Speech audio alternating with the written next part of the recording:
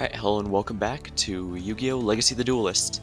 Tonight we're going to be continuing on, and we're going to go back to Yu-Gi-Oh! 5D since I skipped over to do Zexal since I just watched that series and wanted to try and go through what was still fresh in my mind. Alright, ready, set, duel. Now loading 5D's histories. Duelists young and old, professional and amateur alike, it is the moment you've all been waiting for.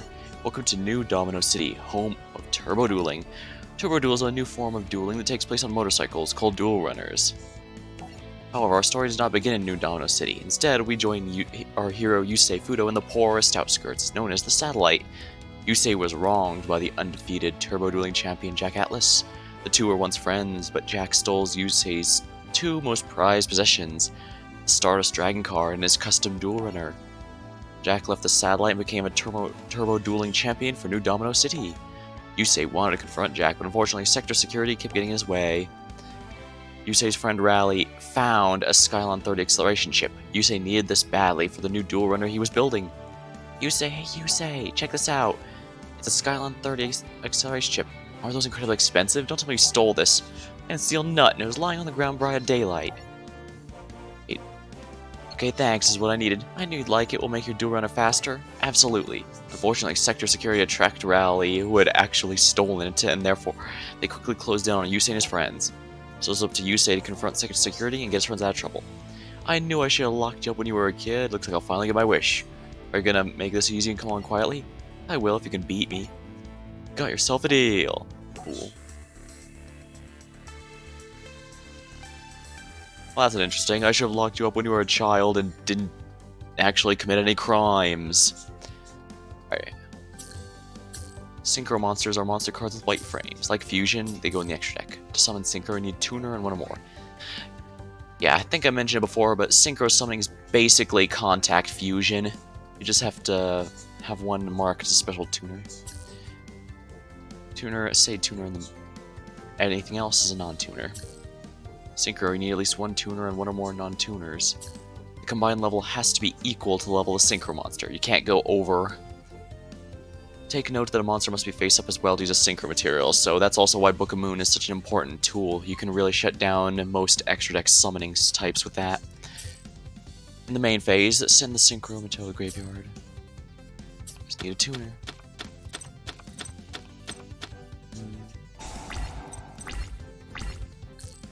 First, let's put a monster. Put Speed Warrior in defense position. Now set Magic Cylinder. That's all we can do right now, so let's go ahead and end the turn.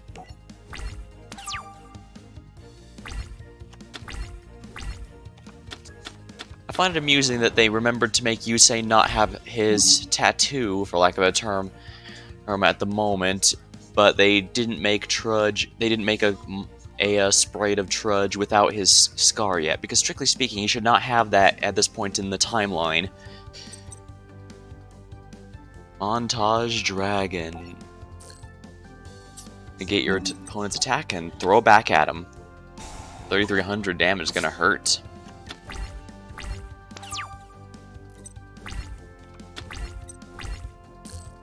We need more. Let's start by special summoning the Tricky. Here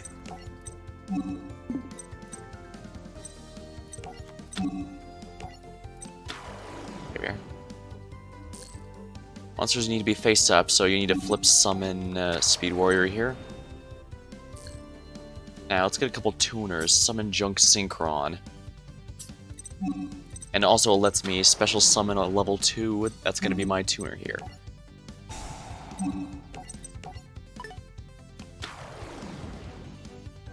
I kind of prefer special tuners that can special summon something either themselves or another card over ones that just have nice effects when used to Synchro summon. See this effect? We now have the materials to perform a Synchro Shokan. Now choose the level 5 Junk Warrior. Number of stars, let you know the conditions.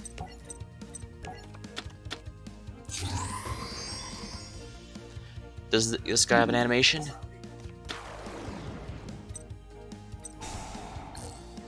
He does not have darn it, he does not have an animation. Level 7 Nitro Warrior.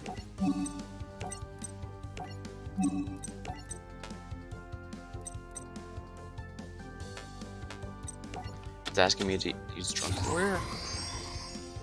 Alright, Nitro Warrior.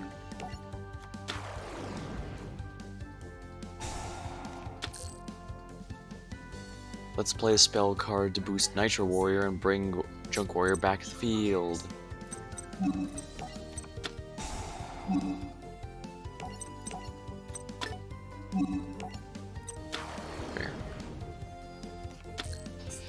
Alright, now let's finish him off.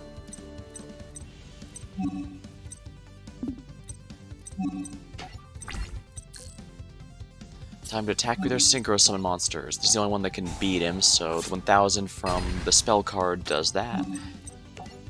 It's here. Oh, I see. It needs the Tricky out because his 2k damage is needed. There we go.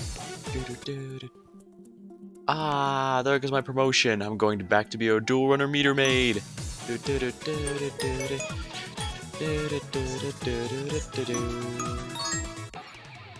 A blast from the past. You say escape Trudge and the other sector security forces going to New Domino City. Yeah, and escaping into New Domino City is what causes Trudge to get caught up in the event that causes him to get that scar. There, he came face to face with his rival, Jack Atlas. Jack had stolen Yusei's ace car, the Stardust Dragon. Using Stardust, Jack was able to escape Satellite and establish himself as an undefeated champion in New Domino City.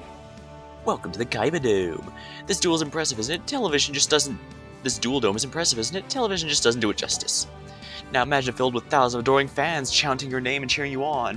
But that's something you'll never experience, you say? Because after this duel, the only people cheering you on will be your loser friends back in Satellite, and that's if they don't want to turn your backs on you once you return without their Stardust Dragon. What? You're gonna regret ever coming here, because I'm gonna beat you with your own ace card.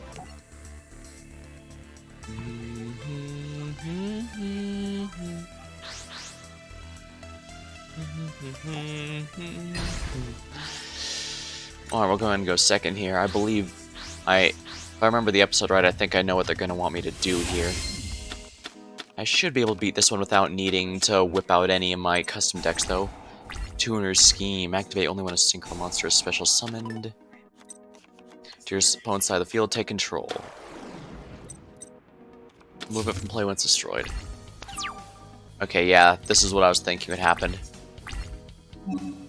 Basically, what they want me to do is he's gonna whip out Stardust Dragon, and my job is gonna be to steal it. Sonic Chick cannot be destroyed by battle. Let's see, what's this one? Once per turn, this face-up defense position cannot be destroyed by battle or card effects. After calculation, you can banish the card. All monsters can be destroyed by this battle. I don't have enough attack power for any of this. You can special summon by tributing, and if you do, it gains attack equal. Oh, by tributing a warrior type. Interesting. Alright, let's go with Shield Warrior. And we'll special summon Turret Warrior using that effect. And this is only defense position where it can't be destroyed. Aid by battle card effects, yeah. So this should make things a bit easier. Turret Warrior attack. It's a space gate each time. Place one counter gate. Let's see here. During your main phase, you can send this card to the graveyard. Special summon monsters levels is less than or equal to the number of gate counters. He needs time to ramp that up, so I'm not too worried about it.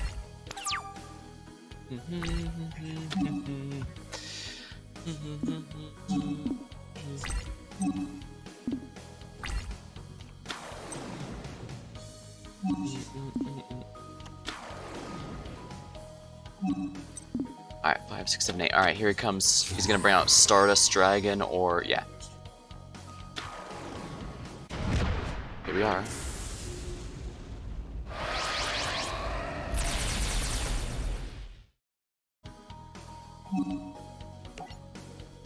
Alright, now Tuner's Scheme.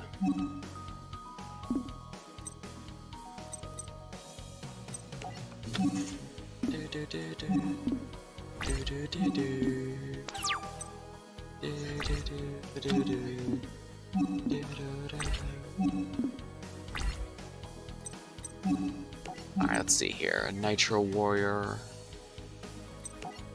Alright, yeah, let's go with the make Nitro Warrior with Nitro Synchron.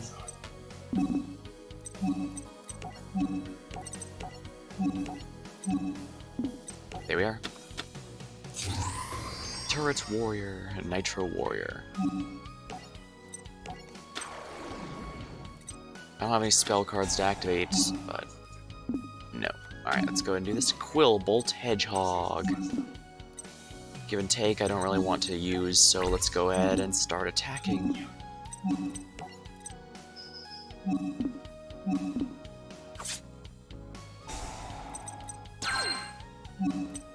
It's a good thing I'm dealing heavy damage with each blow, because I don't want to get that too high. But it does have 3, and I know he has level 3s in his deck. If only because the Resonators are pretty low level in the general sense. Actually, yeah, they're mostly level 2 and 3, I think, so he should be able to get whatever Resonators he needs. Standby phase. Main phase. Unless that's a 3k defender. In-point guard. I'm pretty sure this is a Zexal era card. Yeah, I'm pretty sure it goes into that Barian who specializes in hand attacks. Because of them hands, I suppose.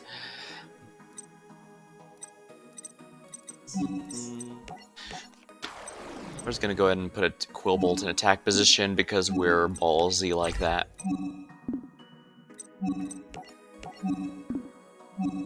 Alright, destroy that by battle. Yeah. You're not gonna get a chance to use that Jack, so eat the... Yeah. This is pretty much what the game wanted me to do, to win with Stardust. Yusei and Jack's duel had summoned forth a massive flaming dragon. Everyone seemed shocked, except for one man, Rex Goodwin, the head of Sector Security. What's that? Is that a dragon? What kind of trick is this, Yusei? The mighty beast has once again emerged from its slumber. What's happening to my body? I've never seen this glowing mark on my arm before. What? I'm not the only one with the mark. So you know what this is, Jack? You do, don't you? Jack, say something. What's going on? Actually, I'm pretty... Yusei did not have mark of the head of the dragon yet. I believe he had the tail at this point in the story. You're in violation of Thursday Code B, which states no residence satellite may enter New Domino City by order. Sector Social Maintenance Department. We're placing under arrest. Do not try to run. We have you surrounded. Oh yeah. You can literally be arrested for being poor in this universe. Oh man, I got no escape. Even if I did get away, I still don't know what mark on my arm was.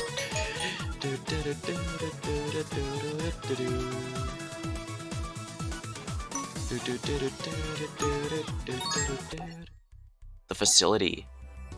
After seeing his capture by Sector Security at Kaibadome, Yusei was sent to court for sentencing. He was marked with a tracking die on his left cheek and put on a bus bound for a prison known as The Facility, named because they were obviously too lazy to think of a proper name.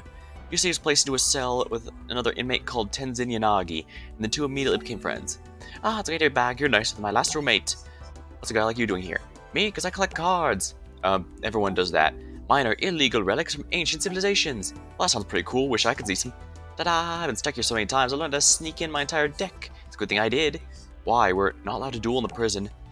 And they did correctly add Yusei's tattoo. And for anyone who's not seen 5Ds, anyone who has a tattoo like that has been arrested at least once in their life. And it's basically, it contains tracking information on them and all that stuff. So it's a pretty big social faux pas to have one of those. Got a lot to learn. Studying dueling is the only way to stay safe, and you'll learn that lesson soon enough. As long as we get the cards we're set. In the facility, it was illegal to carry decks and duel. However, that didn't stop prisoners from sneaking in decks and dueling for respect. Yusei and Tenzin were quickly confronted by an ex-dueling champion named Bolt Tanner. Much to the amusement of the other inmates, Yusei borrows Tenzin's treasure deck to accept Tanner's challenge. Say hello to my dueling stadium, newbie. Now, let me tell you how things work. First day in, everyone duels. You duel good, you get respect. But don't get no ideas, because I'm the best. Prove it, Tanner.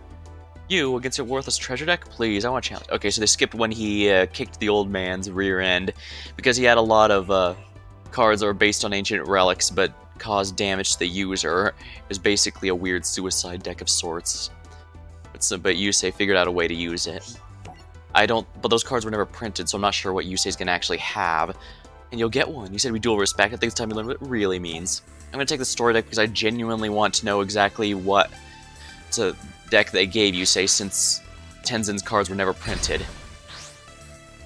Alright, we'll go ahead and go second here just so I can get the draw.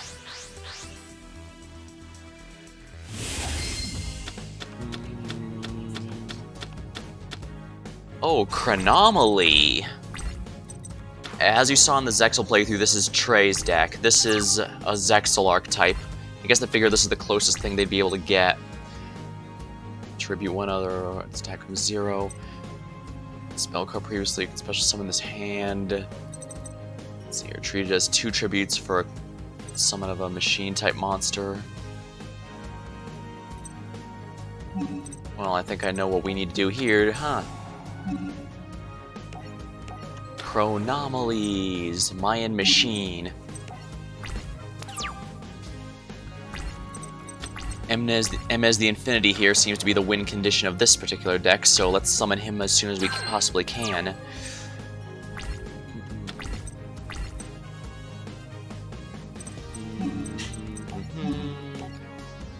I can count this as 2 tributes, so I can get Emez the Infinity. Here we go.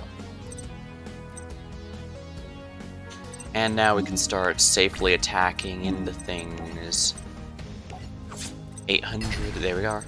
And because he destroyed a monster by battle, his attack goes up. Now watch as he gets Dark Hole or something on his next turn and ruins my life.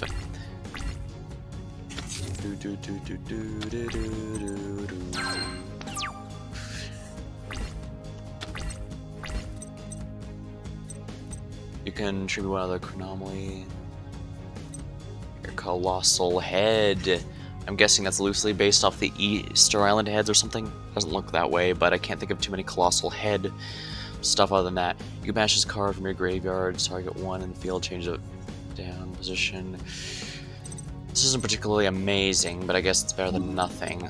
Let's summon this Crystal Bones to match the Crystal Skull. Battle phase. First of all, you can safely destroy that since I know it doesn't have the defense for it, and you can destroy that and get free extra attack points. Now I just have to hope I can clear out whatever he throws at me. Now I just have to hurry and hope he doesn't draw something good, really. It's this Dimension Wall. Activate only when the opponent monster declares an attack instead of the opponent. Instead of you, the opponent takes any damage you would have taken. I believe this is supposed to be thematic because you say used an effect that caused all the self-damage from all the forbidden relics to be inflicted on the enemy instead of himself, which dealt heavy damage in one shot at them all, I believe.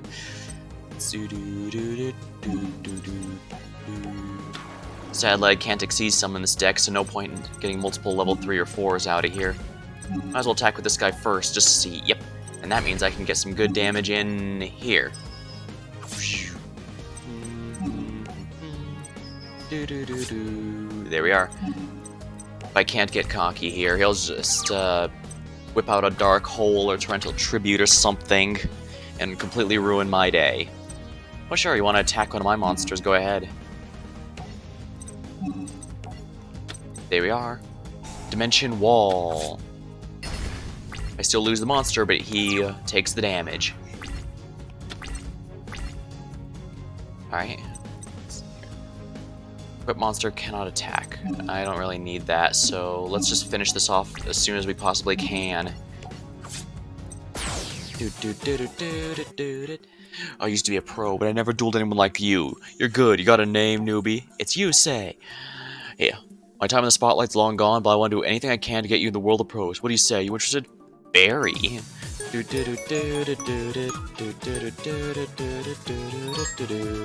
Ooh, new deck avatar unlocked. Not bad. The Lockdown Duel.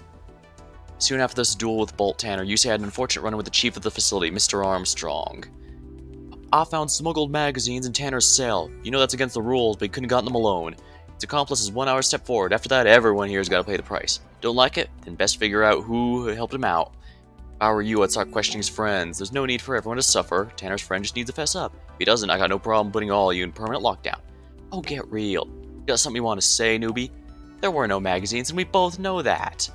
None, huh? So you're saying I'm punishing him just because I feel like it? Yes, that is precisely what I'm saying. I don't know what way you're doing this, but I know Tanner wouldn't do anything wrong. You're abusing your authority.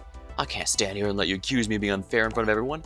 Prove I'm a reasonable man, I'll let you duel me here where your fellow inmates can watch, and if you win, I'll pardon Tanner's offense, but if I win, then no one here but me gets put in lockdown. Alright, you got a deal. What are you thinking? You can't duel him, you don't have a deck. If you're hoping to use mine, the chief took my cards from me earlier. He took mine too, my beloved treasures. Luckily, with the help of other inmates, you had a nice little surprise. Let's skip to later that night. Well, here he is, a little punk with a big mouth. And I thought you might back down. After all, you're not allowed to have a deck, and you need a deck to duel. Since you're showing up empty-handed, I win by default. Now get out of my sight. What do you mean? I got a deck right here. What? How'd you find those cards? You don't get it. You think we're a bunch of punks who will gladly turn on each other. That's not how it is. Let me their cards so I can take you down. Alright then, even though you're breaking the rules, I'm willing to uphold my end of the deal. Guards, prepare the duel discs. Now, if I remember right, this was Yusei's deck in this duel was literally a bunch of unrelated cards being put together to try and cobble together a deck. So I'm going to be blunt here. If his deck is truly as horrible as I think it is, I'm going to use my mid-Dolces. I know it's not really...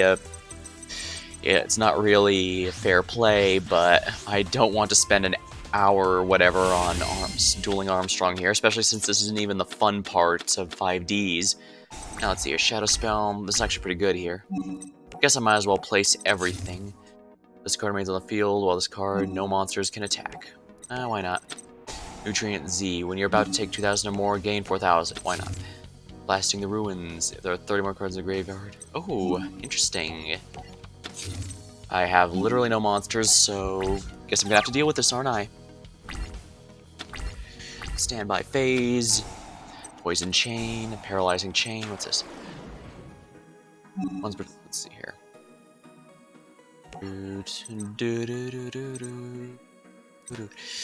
Alright, I'm gonna Gravekeeper's Servant, nah. He can't do anything right now, so I'm just gonna... Paralyzing Chain. Oh. Yeah, I think I remember this from the show. When a card sent from the graveyard, inflict 300. During the end phase, if you did not attack, you can make your opponent send cards equal to the number face-up Iron Chains. Oh yeah, Iron Chains. I remember... I think I vaguely remember looking these up at one point. Basically, there's like I think there's about 3, maybe even 4 cards in the archetype, and they technically qualify as an archetype because, as you can see in the text here, it refers to them as Iron Chain monsters. And obviously, you can tell from the spell here, there was clearly an intent to print more in the future, but they never did, so that's just kind of sad and abandoned. Click to whenever triple life points and increase yours. Well, alright, Goblin Thief. Deal some burn damage to you and healing to me. I'm gonna wait till he brings out this Synchro Monster to use Shadow Spell, because that's the real problem, I think, that I'm gonna have to deal with. Yeah, because there is an Iron Chain Synchro Monster. It's not bad, honestly, but... Main phase... Iron Chain Blaster! Here we are.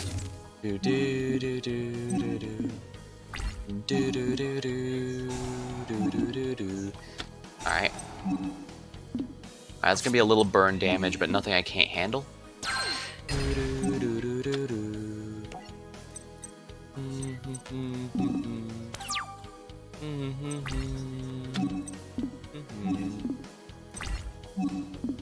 Alright, let me just check here. What monster?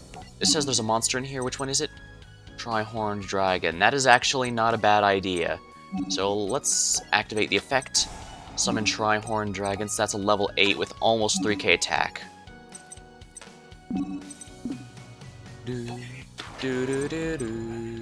Tri-horned dragon. Okay, I don't need to activate. What's magical merging here? Flip. Activate cards on the top of your deck until you add that hand. I guess that could be worth it to get some more support. Alright, let's go. Attack.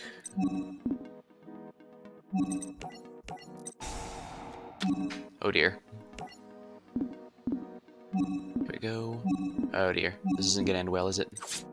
Oh no, he didn't negate the attack or destroy my monster. He just did a bunch of annoying stuff.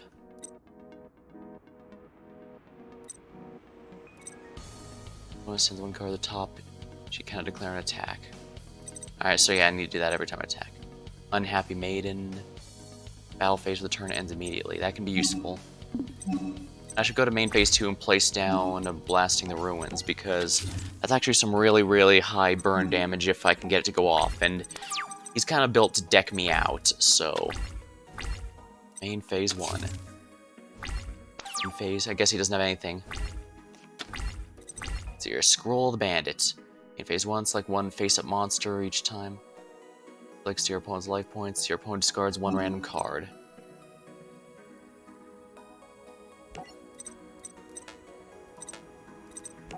Guess I might as well try it. Alright, we'll go ahead and flip this. Excavate cards on the top of our deck. Grave Robber. A little painful, but I can do this. Gravekeeper's Servant. Needle Worm. Oh dear, that's gonna mill me pretty hard. Paralyzing Chain. Okay, it's only 300 for the whole set of milling, not 300 for every card that's sent. That's good to know. He's probably going to attack into my Magical Merchant here, which I am perfectly fine with. Probably should have attacked with him, but I figured the damage wasn't going to be sufficient. Then again, I guess I should whittle him down the best of my ability. Reversal Quiz.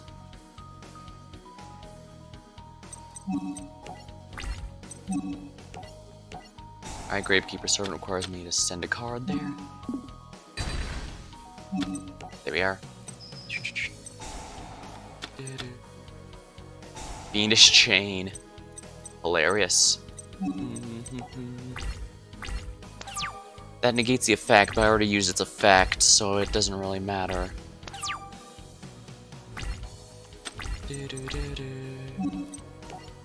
United We Stand. Attach it to Zero the Man-Tier. Direct attack, 4,000.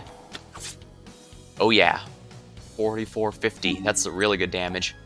Unless he can stop me next turn, I think it's over. But he can't play any spells or trap cards, so he can't do that anymore. Hand Destruction. I'll send both of these to the graveyard and draw 2 more. Night Assailant. Target one monster and destroy that. When sent to the hand of the graveyard, take one flip effect, accept this card and return that to your hand. Sand Gambler. Destroy all. We're gonna place the Night Assailant down. But yeah, I think he's got nothing now. Unless it's another Fiendish Chain, which it very well could be, mind you. Nope, he had nothing. That went way better than I expected, actually. I genuinely expected to be suffering that duel. He won, he won! Never a doubt. Would have been locked down. Hey, what about our deal? We didn't have a deal, take him away. Well, I don't think so, Mr. Armstrong. I saw the entire duel, and I'm afraid the only person going away is you. A good win, I mean, sir. I don't see how the facility can be run effectively if no trust exists between guards and inmates. Pack your things, Armstrong, you're fired.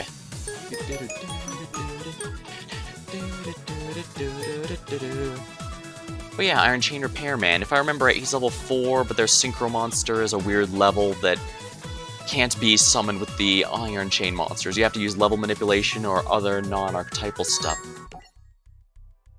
in order to make it the Takeback. Shortly after defeating Armstrong, Yusei was released from the facility under Rex Goodwin's orders, but before he left, Bolt had one last gift for him. This card's gonna help you get your dual runner back. You have a monster card, Giant Ushioni. I heard the guards talking about your sweet ride and how it's locked up in the impound center. Take this card to a store named Bootleg, order some milk, and ask for the Blister. He'll help you out. Meanwhile, back at Sector Security, Lazar. Are you sure about this? If you let him go, we might never find him again. It's obvious to me that Yusei's Mark of the Dragon won't reappear while he's trapped inside the walls of the facility. It's time for a change of scenery. Besides, I never said we were letting him go. Oh, you're going to track him. Yeah, unfortunately, in this universe, once you get that mark, it's pretty much a permanent tracker. With Yusei free to roam around the New Domino City, I've selected an elite task force to keep him under surveillance and watch for any signs of the reappearance of his mark. And if his mark shows up again, that proves he's one of the signers that I've been searching for. With the help of Blister, Yusei was able to sneak into Sector Security Impound Center to recover his dual runner. Fortunately, Trudge was already waiting there. Hope this ID and password works. Nice, they do. Reunited at last with my dual runner. Aha, I'm starting to think you like me, Yusei. Why else would you continue to go out of your way to make sure we keep meeting like this? Well, I gotta say, this is probably your craziest stunt yet. What on earth were you thinking? I just want my motorcycle back, Trudge. Actually, that runner is now property of Sector Security, but tell you what, I'll make you a deal. Give yourself up right now, and I'll forget the fact you broke into the vault while I'm filling out the report. Hey, no chance. Do not leave me any choice. If you don't surrender, I'll have to make you surrender with a duel.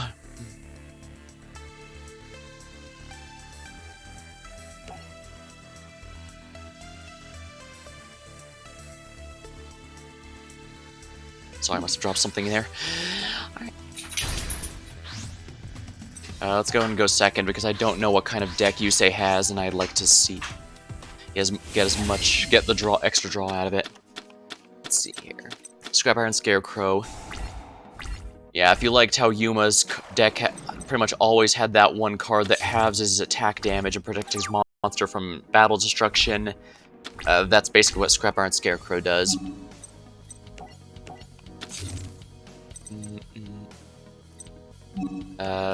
Something tells me Formula Synchron. Yeah. There's no. Yeah, only a level 5, and level 6. There's no level 2, so I can't use these two, nor is there a level 4, so I can't use these two.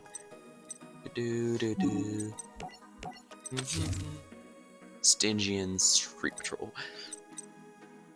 Confusion Chop. Activate only when your opponent declares a direct attack during the same battle. Second direct attack. Conduct battle between monster and the first monster that attacked directly. Interesting. However, I'm not sure. This Yusei's deck here feels like it's kind of like the last one against Jack Atlas, where it was very specifically designed to recreate a specific thing that happened. Alright, here comes a Synchro. Stygian Sergeants. This card destroys opponent's monster by battle. Sends the graveyard. You can have this card gain 800 attack till the end of the battle phase.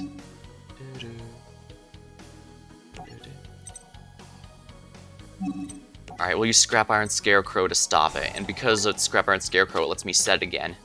By the cost that I can only use it once per... I can only use it once in general, really. Oh, is there a level 6 here? This requires a specific tuno, Turbo Synchron. How very annoying, because I'd have a level 6 right now if it would allow me to use Junk Synchron, but I guess not. Alright.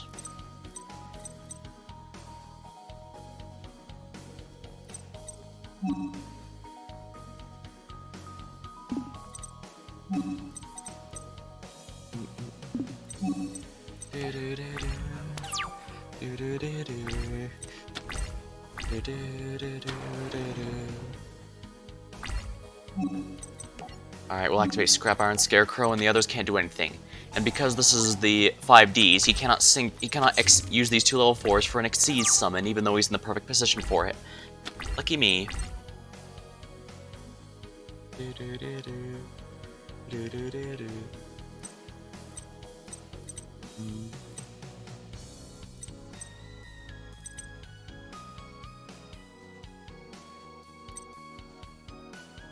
There's an attack and change the target's defense position. When this card's attacking, a special summon attack less than or equal to the battle damage you took.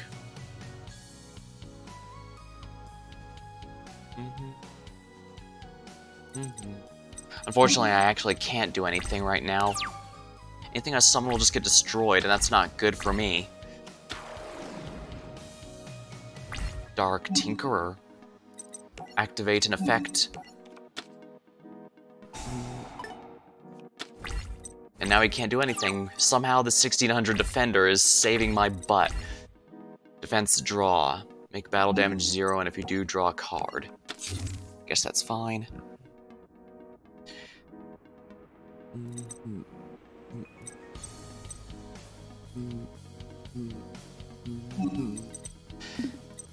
Darn, I can't even use double summon because I can't get a synchro out of it.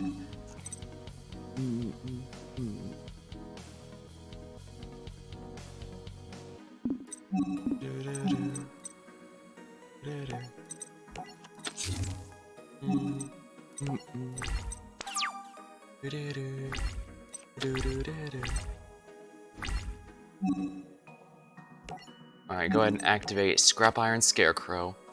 They can attack the other one, but none of the others can do anything.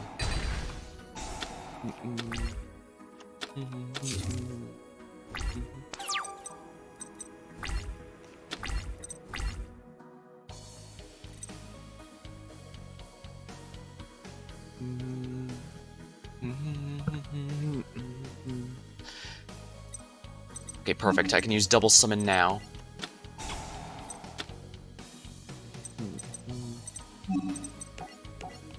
4, 5, 6. Good, I can now get Turbo Warrior. Declares an attack on level 6 or higher Synchro. Have the attack of the target the damage step. This cannot be targeted by the effects of level 6 or lower monsters.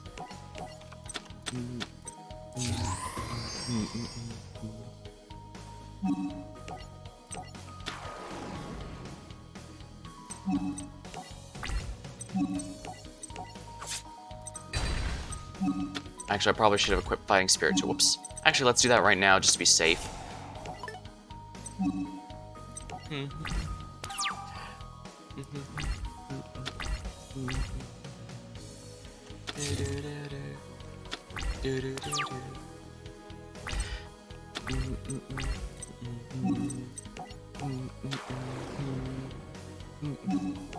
Activate Junk Synchron's effect.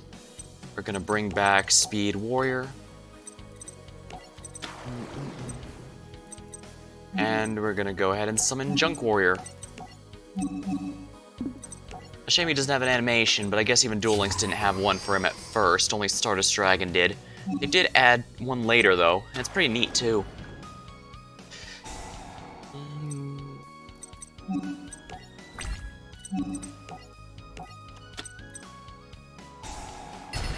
I cannot summon some of the rest of the turn, oh no.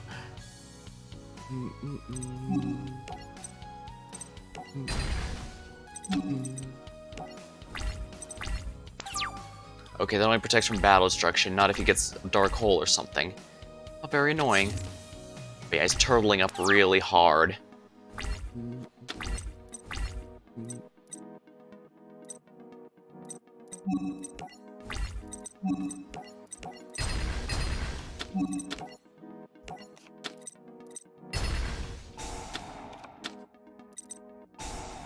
Broken blocker.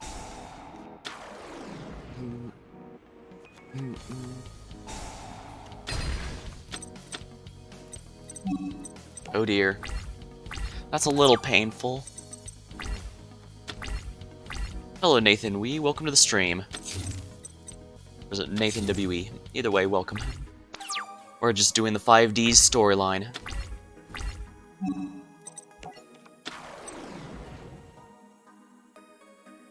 Healing Wave Generator. Once per turn, you can select another monster. 5 points equal that monster's.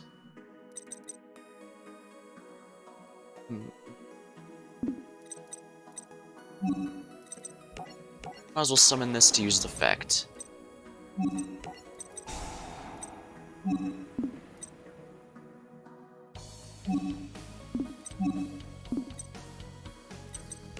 I guess it's only letting me choose Junk Warrior for some reason. Oh yeah, because this can't be targeted by effects of anything lower than level 5.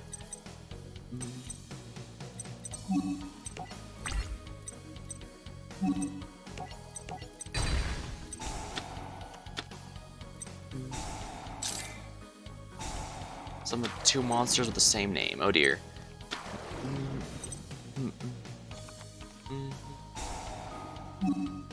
Bottom of the deck.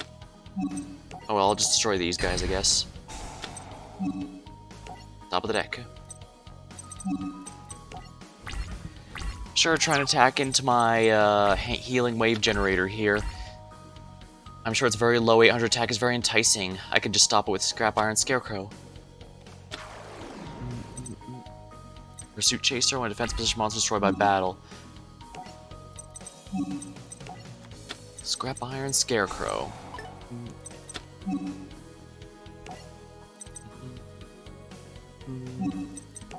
Alright.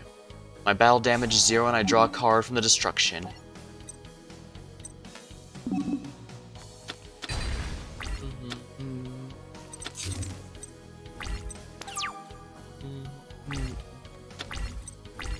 This card can be treated as a level 2 tuner.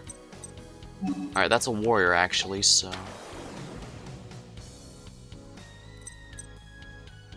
I can special summon this over him. So let's go ahead and do precisely that. There we are. He should gain, yeah, 2100, not bad.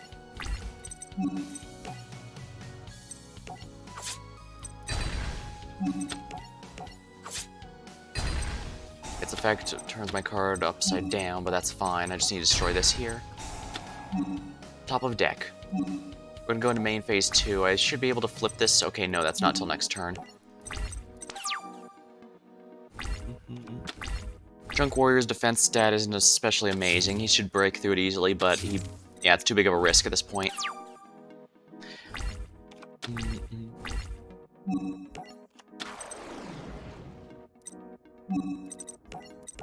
Here we go. We're gonna go into Stardust Dragon, activate Junk Synchron's effect. Yeah, why not?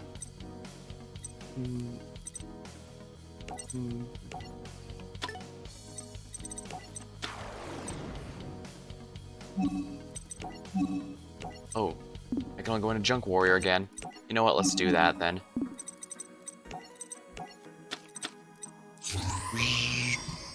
The more people who can break past Trudge's defenses so that he can stop, so that he'll finally stop turtling is good in my book.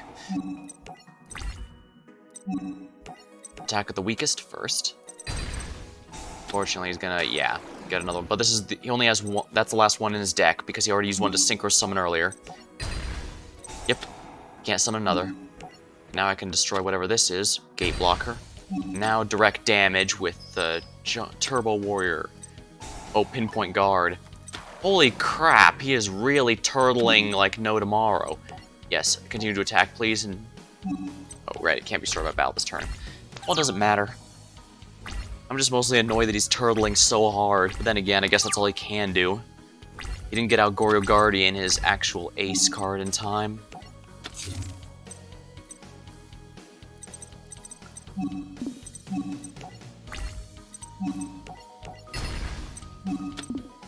Junk Warrior time. More Junk Warriors. And finish him off with Turbo Warrior. There we are. Finally, we got past all of his defenses. Yusei was able to successfully escape Trudge and the other sector security forces, but not without a cost. He crashed his duel run in an alleyway, leaving him unconscious. Lucky he was rescued from arrest by the twins, Leo and Luna.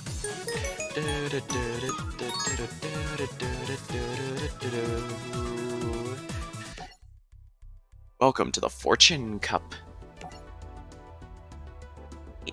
He's waking up. Who are you? We found you in the alleyway downstairs, so we brought you up here. Name's Leonard, but you can call me Leo. This is my sister Luna. We're twins in case you couldn't tell. Not identical twins, obviously. She's a she and I'm a he. So who are you, mister? What's your name? I have no idea. Oh, I think I actually remember the story behind this one. In the original Japanese version, Yusei was fine and just a bit shaken up after the whole thing, but the English version had him lose his memories, I think. And no one's entirely sure why. I guess because Yusei is 18 as of the start of the series, and I guess they figured it'd be a bit weird for an adult to be hanging out with kids or something. I don't know. Well, it's a kid's show, so... Well, I think they might have been overthinking it. Oh well. We were talking about... I think it was still 4 kids this time, or was that... I know it was changed by the time of Zexel, I think. Actually, I need to look that up. Actually, let's do that right now, because I'm a very, very professional streamer.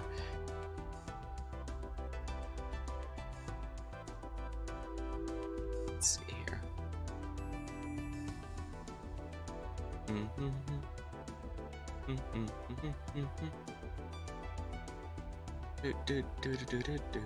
Alright, 4 Kids Entertainment, 1970 to 1990. Oh, wow. They've changed to become the 4 Kids we knew around 1990, and they finally closed their doors in 2017. Oh my. That was quite a legacy. Let me see, what was the last Yu-Gi-Oh! Series they did?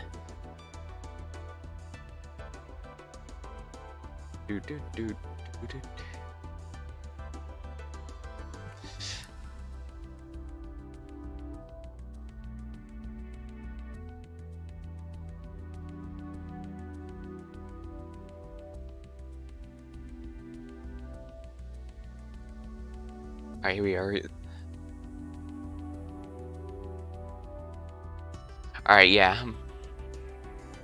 In 2012, 4Kids Entertainment, after the lawsuit thing, TV Tokyo took over the license for the Yu-Gi-Oh! Property. So yeah, I guess... and this is the Zexal era, I believe, so that was the latest one at the time. So yeah, Zexal was the final one, and interestingly, that was the second Yu-Gi-Oh! Series to get a complete dub all the way from start to finish. So yeah, it was the original series. GX and 5Ds sadly never had their ending, their final seasons dubbed, but Zexal did. And I believe Arc 5 onward did complete as well. But I'm not sure, 100% sure on Vrains, I'd have to check. I never met anyone with amnesia before. You're obviously a duelist, that sweet duel runner. Maybe this will jog your memory. Does this look familiar? Well, does the Fortune Cup invite ring a bell? The Fortune Cup? Yep, it's a big tournament where a bunch of people that the Kaiba Corp randomly selected. It's gonna be huge, and get this, they selected me, I'm gonna be in it. Actually, they selected me. They technically selected Luna, but Luna's too scared to enter, so I'm gonna pretend to be her and try and win that thing. Yeah, Luna's the obligatory major character who's not technically a duelist, but has a deck and all that. So in the general sense, Leo tries to step in because, well, he cares about his sister. And you know, that's a really respectable motivation. No one's gonna believe you're me, Leo. Why wouldn't they? We're twins, we look alike. I'm a girl and pretty. I'll wear makeup. Thanks for trying to help. This Fortune Cup thing isn't ringing any bells, so I should get out of here. I shouldn't trouble you guys anymore. But you still don't know who you are. Before you go, I got one more idea. I challenge you to duel, Mr. Amnesia Man. Jack Atlas said that's the way a duelist reveals who he really is, so if you duel me, you might remember who you are. Well, I guess it couldn't hurt. To everyone's surprise, the duel indeed cleared Yusei's mind. He remembered who he was. Yeah, I guess that's why it was a bit... I guess that they... Yeah, that's why the amnesia thing was a bit weird. It kind of came and went, kind of left as quickly as it came. Soon after, Yusei left the twins only to encounter the very person who caused amnesia in the first place. I was starting to think you didn't like me. Ah, I'm here to take you in, Yusei. You gonna come quietly? Officer Truds, aren't you supposed to be guarding the candles and calendars coast at the Outer Rim Mall? Stop interfering with official police duty. I didn't get your name, short stack. Special Deputy Lazar. I work for the Director General, and I outrank you. Mr. Yusei Fudo, we'd like you to participate in the Fortune Cup. If you refuse, I'll arrest your 4 friends in the satellite for the crime of... I'll make something up later.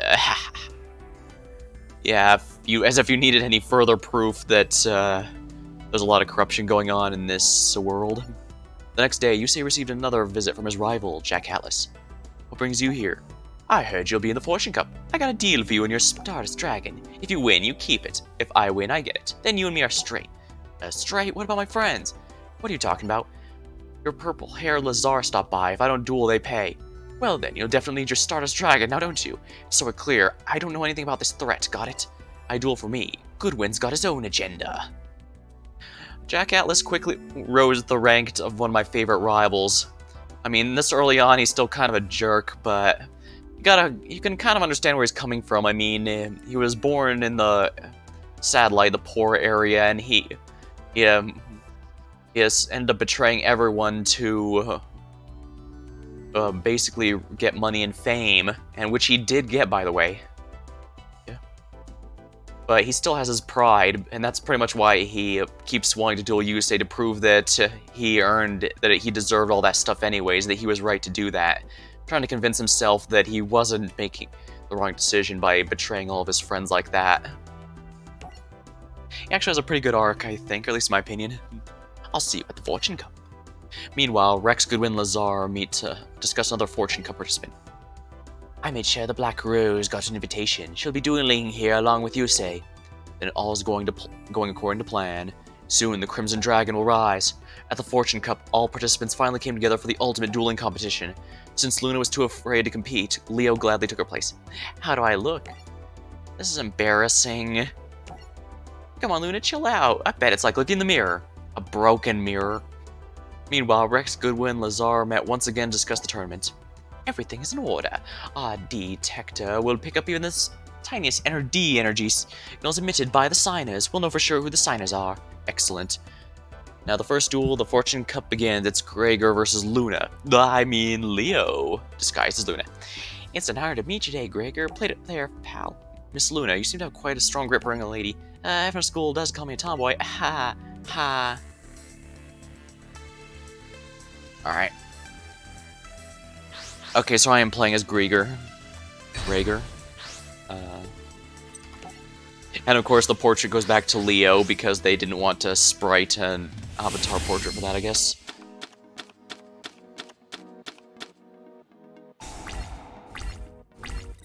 Alright. Let's see here. Spell reactor. The magical mallet. Morphtronic stapling.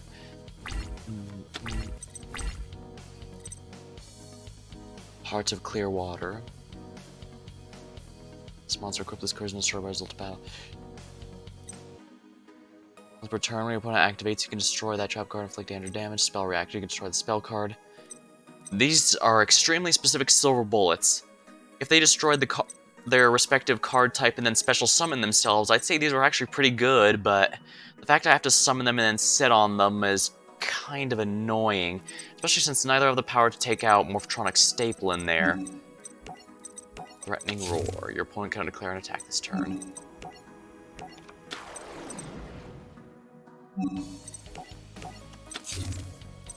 Actually, I should do this. Double knockout. I don't have to suffer the attack reduction, and I can get Mystic Tomato's effect where I can summon a lower monster. Let's see here. Summon a dark monster with 1500 less attack. I have to special summon this guy, so... Yeah, we'll just go with another one to thin out the deck a bit. Oh, because it's a fresh one, he can attack! So let's go ahead and do a free 1400 life point damage. There we are.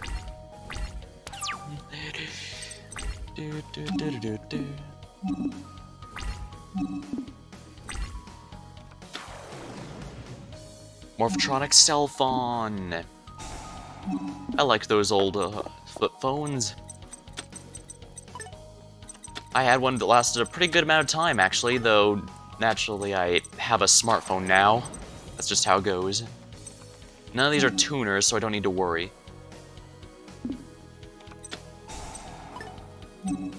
Chain another card. You cannot declare an attack this turn. Chain.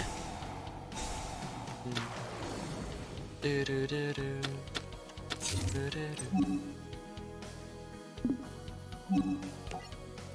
know what? Whatever that is, let's MST it. Destroy. No entry. Okay, yeah, that would have been a bit of a problem. Burden of the Mighty.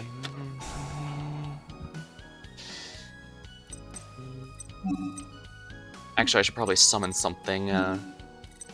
Because he uses spell cards a decent amount, let's do this.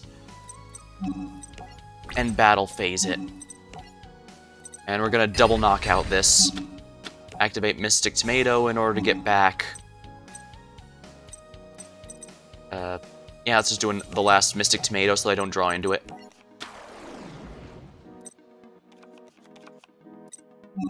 And we'll take out Morphtronic Cell Phone and go through here.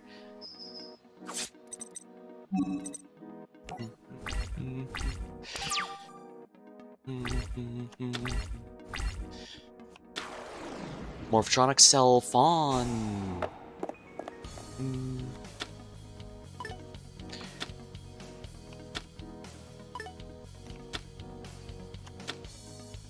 Dang, that's a lot of ones he gets, which means he could... Oh, he doesn't have an extra deck. That means he can't go into Power Tool Dragon. Yeah, Power Tool Dragon isn't one of the Signer Dragons, so it's,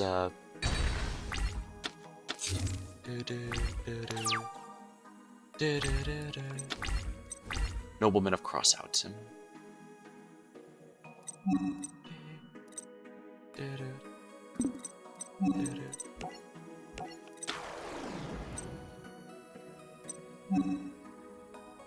Okay, it can be equipped to a monster with 1300 attack or more, so let's do this. Morphtronics gain 800 attack points. Alright, we're gonna double knock out this. Negate the attack, change battle position, chain a card effect. Alright. You can destroy the card and inflict 800 burn damage. There we are. It doesn't negate the effect, unfortunately, so that's still a problem I'm gonna have to deal with. But I can do this and take him out. Take out... There we are. Face down monster. Yeah, Nobleman Across only works on face down monsters, so...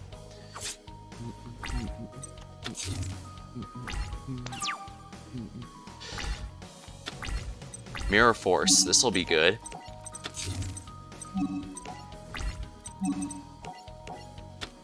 No entry. Chain the trap reactor's effect to it, then.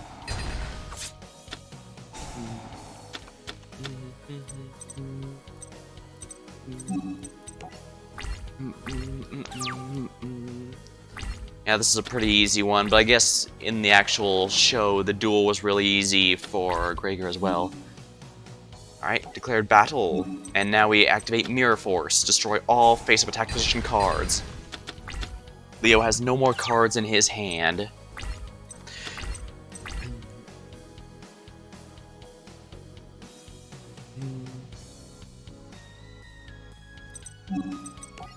Actually, I'm not going to bother summoning anything. I'm just going to attack him for game.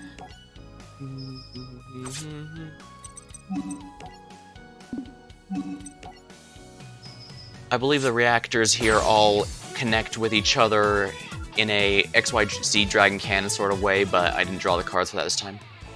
Can't believe I lost. Man, this stinks. Bravo, Mr. Gregor. That was an explosive duel. Your intel's wrong. You said we were looking for a girl. That kid was obviously a boy. It seems we were the victims of a little identity prank. Luna must have a twin. Later on in Rex Goodwin's office.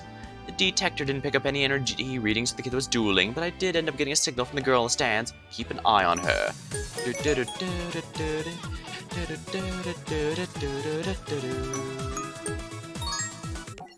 Surprise, surprise.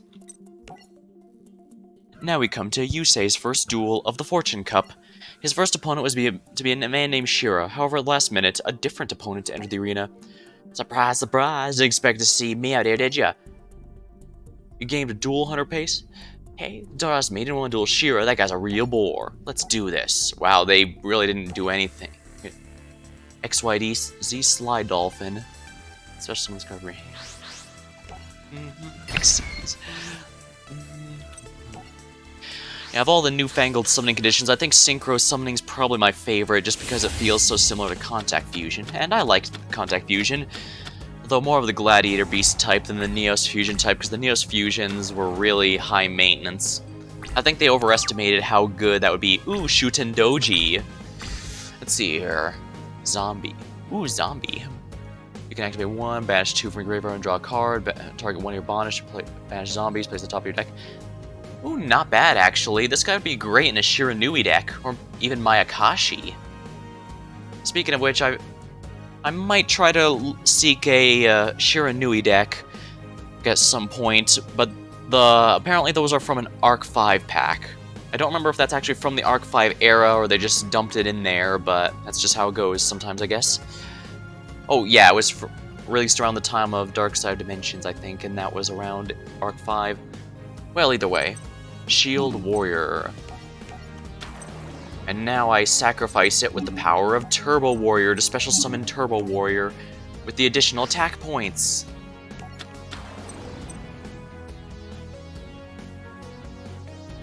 And this seems like a very useful equip card to have at this point.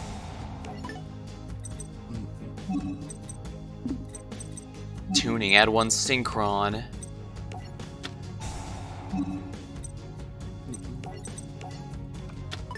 Junk Synchron would probably be a good idea. For now. Time to activate the Junk Barrage. Because I destroyed a monster, it deals half of the Shuten Doji's attack points. Here we are. Yeah. Speaking of Shuten Doji, if you're a fan of Fate Servants, there's going to be a bunch of them in Arc 5 because one archetype has an absolute bunch of them. Burning Skull.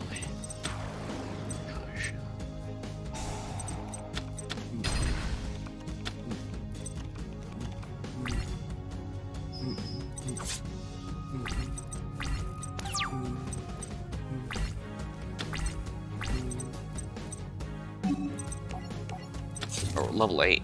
Must be special summoned by controlling 2 more zombies. If this card special summon shuffle as many monsters on the field as possible. The deck can do this attack becomes one of each other's number shuffled this way. Whose original type was zombie.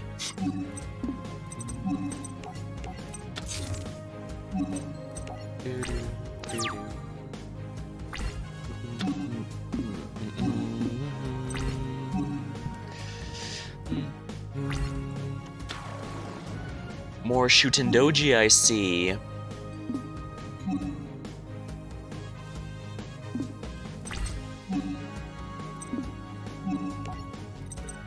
Well, first of all, let me check this list. Is there anything worth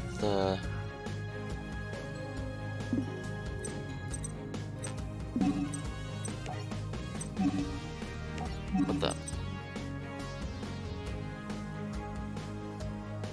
Oh, during damage calculation, I can activate that. Alright, let's do this. Battle step. No, wait to the damage step. Activate. During damage calculation, activate this effect. By banishing Shield Warrior from my graveyard, my monsters cannot be destroyed by battle this turn. Oh. By this battle. Oh, whoops.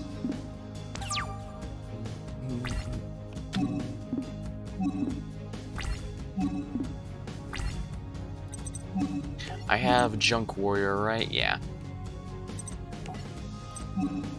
Summon Junk Synchron. Activate his effect.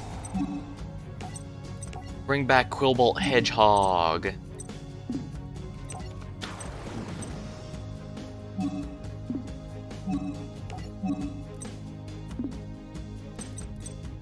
Alright, now I can Synchro Summon Junk Warrior.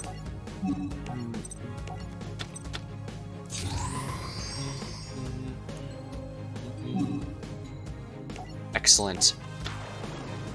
Alright, for those who don't know about Shiranuis, they're a zombie deck that focuses on synchro summoning by banishing cards that are in my graveyard, so yeah, that's pretty neat. Junk Warrior, chain another effect? No.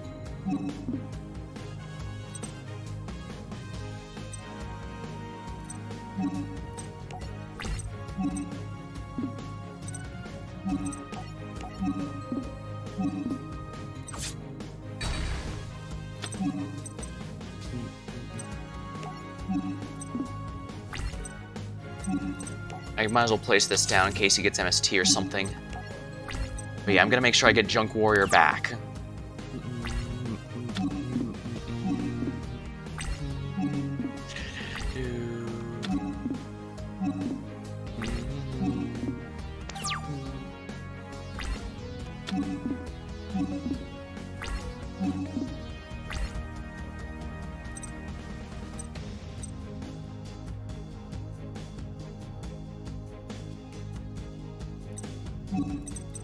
Alright, Quillbolt Hedgehog.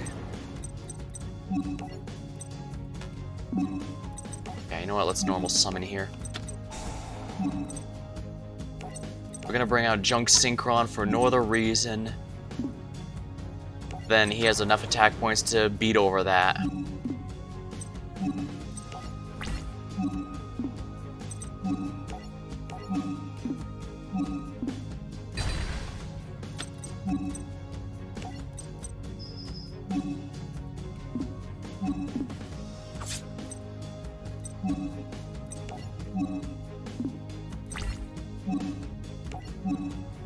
I can use this effect to special summon it, but it gets banished afterward.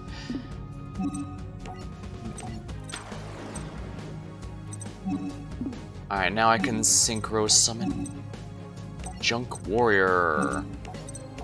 Another Junk Warrior, that is.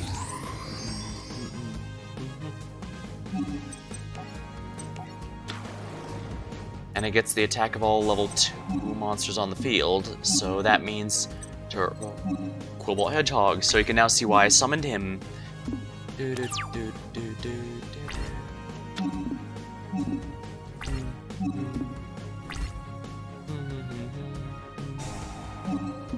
Call of the Moomy, Skull Flame.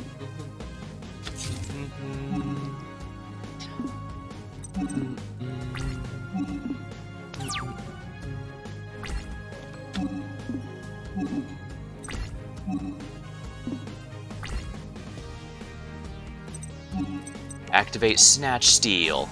There's a reason this card is banned. It is absurdly good.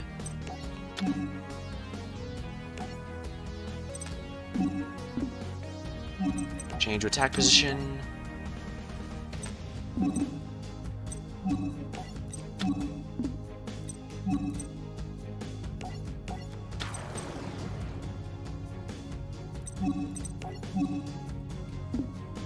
Seven. You know what? Let's do it. And Nitro Warrior. We're gonna upgrade this, the weaker Junk Synchron, to Nitro Warrior.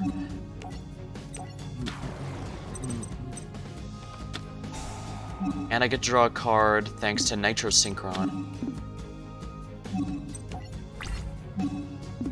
Alright, now to beat him up with his own monster. Zombie Master. I guess that's the major flaw about zombies. They typically have 0 defense or something really low like 200. Now let's finish him off with Quillbolt Hedgehog. Isn't it adorable? Oh, I miscounted the health he had left. Oh well, how much? Don't know how I did that, but it doesn't matter. Ah, that was a really great duel, Hunter. Don't think I'll take this loss sitting down, you say? Not bad for a character that shows up this once and then never again. But then again, I guess the same could be said for a handful of others. Second round, Showdown. Yusei's next duel was against Gregor. Rex Goodwin hoped Gregor's power would cause Yusei to call forth the Crimson Dragon. However, before the duel, Yusei and Gregor had a small confrontation. After he caught Leo attempting to sneak into his shop to get a preview as a new duel runner, he returned the boy back home. Leo wanted to sneak peek at my duel runner like everyone else out there. You don't call security? Haha, no, he reminds me of my own little brother. I'm not gonna punish him just because he's trying to help you win our duel tomorrow. It won't make a difference, still going down. There's quite a bit riding on this tournament for me and my future. What about you?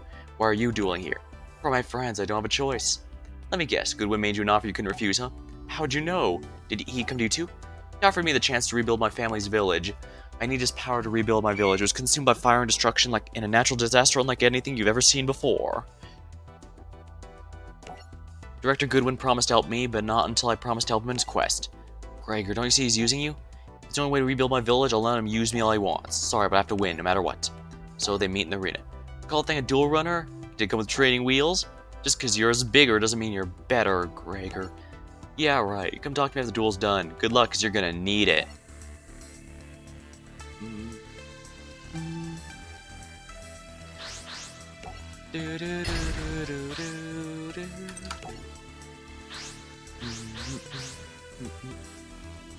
I guess I will say Yusei's decks haven't really been as frustrating as Yuma's.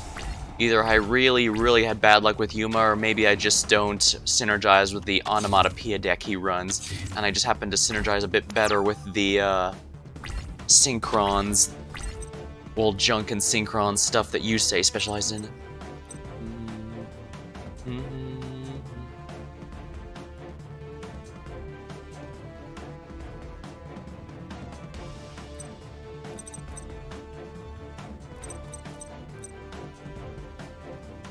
Ooh, this is a little painful.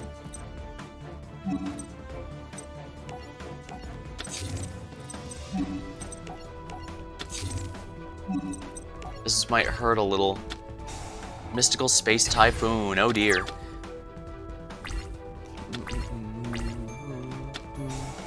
Allure of Darkness. Dimension Fortress Weapon. This card cannot be sent from the deck from the graveyard. Cards cannot be sent from the deck to the graveyard.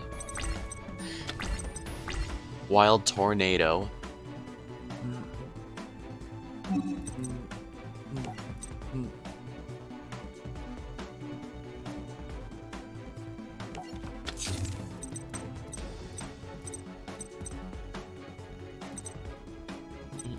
There's not level 3 here, is there? Darn it. Man, I'm getting exhausted, I guess.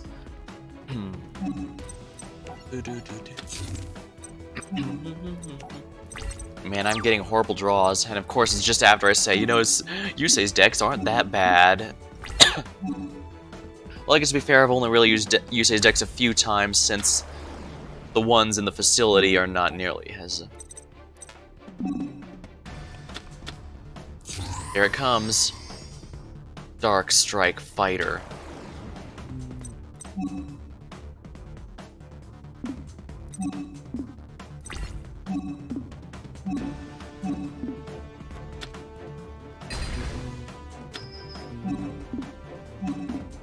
Ow. Come on, main phase 2. End phase. Oh, he's not going to use the effect to tribute his own monster, I see.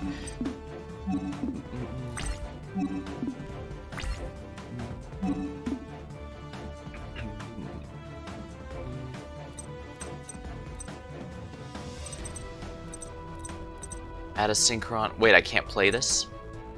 Does he have something that's negate? Oh, guard's gonna be sent from the deck to the graveyard, so yeah, I can't play this because it sends the top card of my deck to the graveyard. How, moderately frustrating.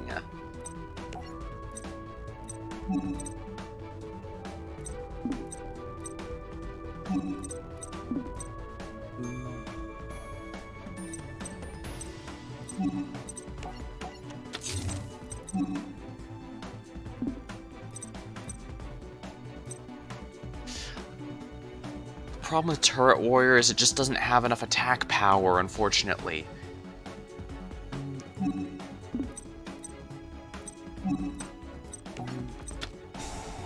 I really don't have a choice but to do something like this, unfortunately.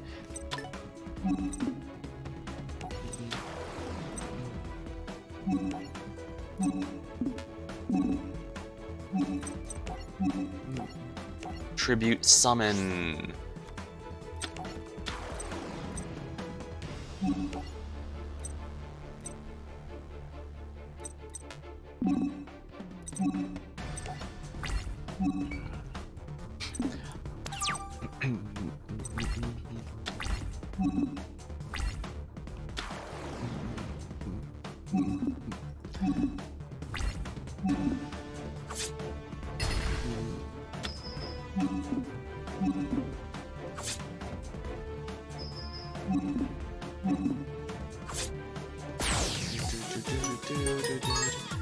There's a problem monster, attack it, and then tribute a turbo booster in the main phase 2 to destroy it.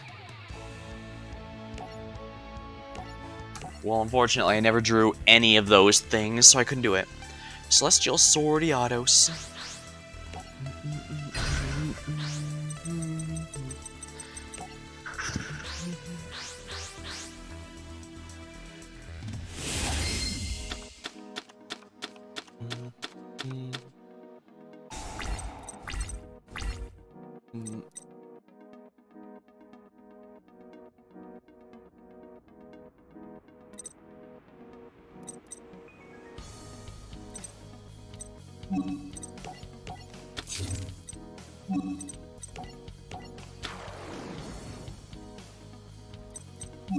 I can use the effect to special summon itself.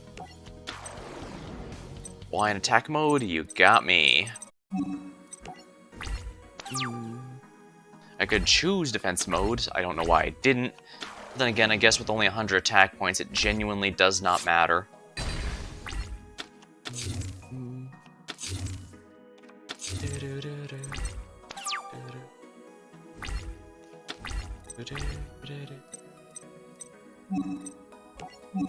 Tribute this monster to set. Turret Warrior in defense mode.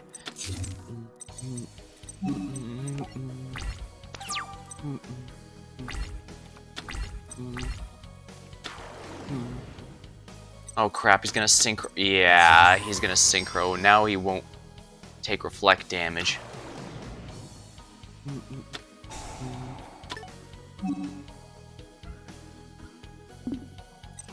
Yeah, this is a really bad deck. It's basically everything is level 1, but I don't have any level 2 or 3 synchros. And that's actually kind of a big deal.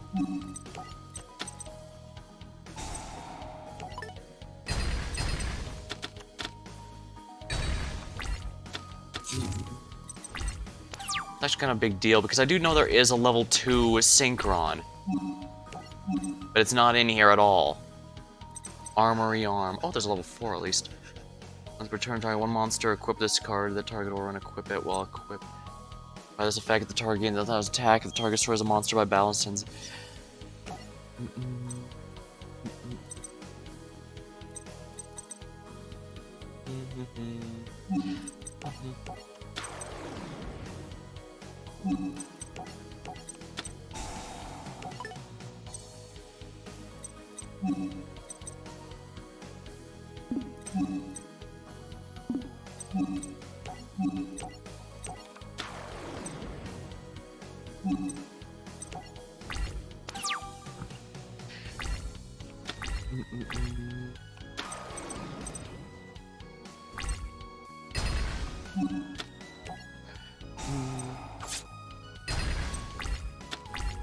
Oh, this isn't a tuner, despite its actual name being tuning ware. I'm just gonna surrender here then.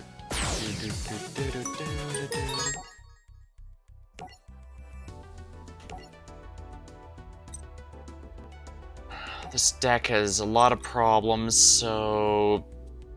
Alright, we're gonna have to do this. Time to bring in an Xyz deck into the Synchro era. That can't possibly cause any major balance issues, no sir. Well, I guess to be fair, my deck here isn't technically as optimal as it could be, so it's not entirely gonna be a wash.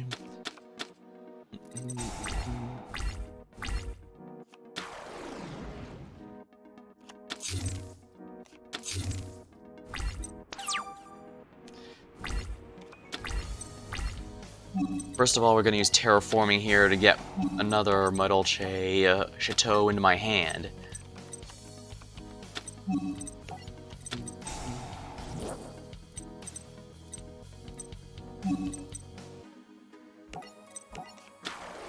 Bootcake with 2,000 attack. Not bad at all, actually.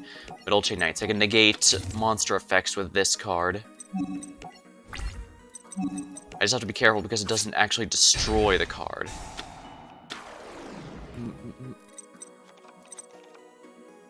Yeah, the Blast Sphere has to be face-down defense position for its effect to work, and the fact it isn't is a problem, really.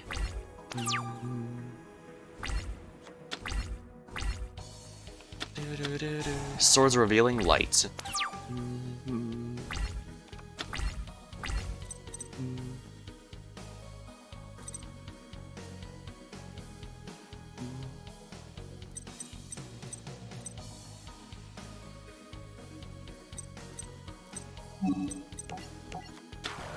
Alright, we're gonna search out a monster here.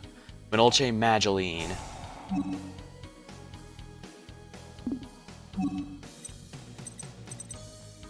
Let's get Butler-esque.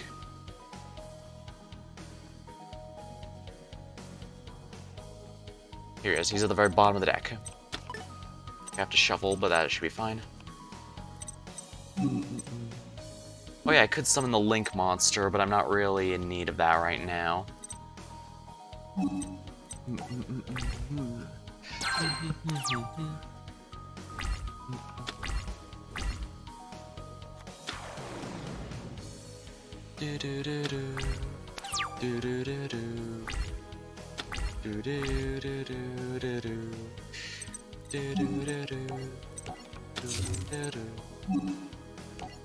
Mudolce Butler-esque. I can now activate his effect and add the field spell to my hand. I have all 3 copies now, so even if he uses MST, I should be in good shape.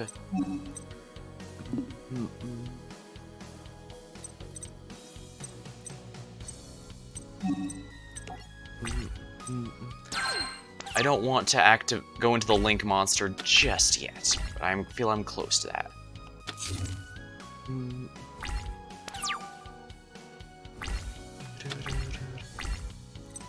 Alright, we're gonna go with Mudolce Angeli. We're gonna use her effect to discard herself, to tribute herself, and special summon Mudolce Messenger Lato. He gets destroyed at the end phase if I don't use him up, but that's not gonna be an issue. Activate his effect, yes please. Mudolce Ticket.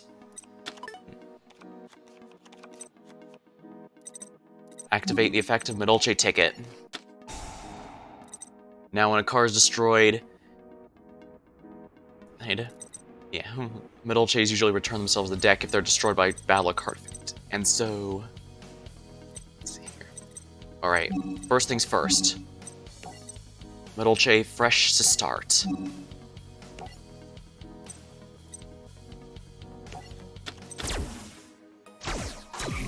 Link Shokan!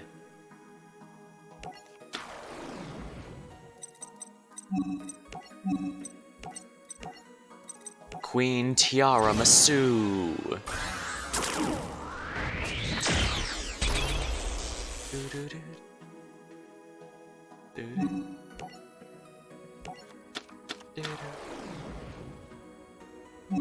Now, by sacrificing an overlay unit, I can send up to 2 monsters in my graveyard back into the deck, and shuffle 2 cards back into Gregor's deck. And yeah, we'll use Middle Che Chateau.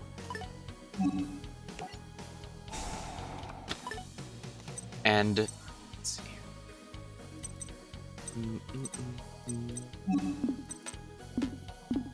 Oh, cards will be returned to the owner's deck. Since he only has 1 turn left on those, let's go with this. And special summon a monster to the field. The Pudding Cess. I probably should have sent in Swords Revealing Light so I could begin right away. My assault right away, but I've got time. Yeah, that died on its own at the end of this turn, and that's what I felt like getting rid of the rest of the back row would be a better idea.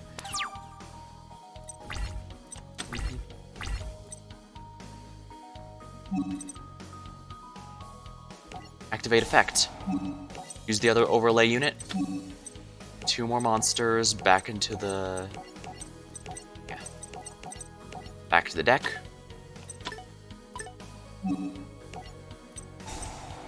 I can even send them to my hand if I so wish.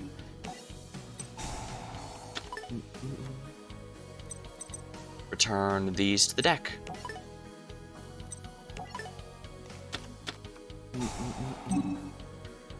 We're gonna special summon a monster to the field. Messengelato is probably the strongest that's not a special monster, so we'll go with that. And Hoot Cake is a pretty good option to normal summon. Alright. First things first, the Pudding Cess can break that. Actually, I think this should be death. Lethal.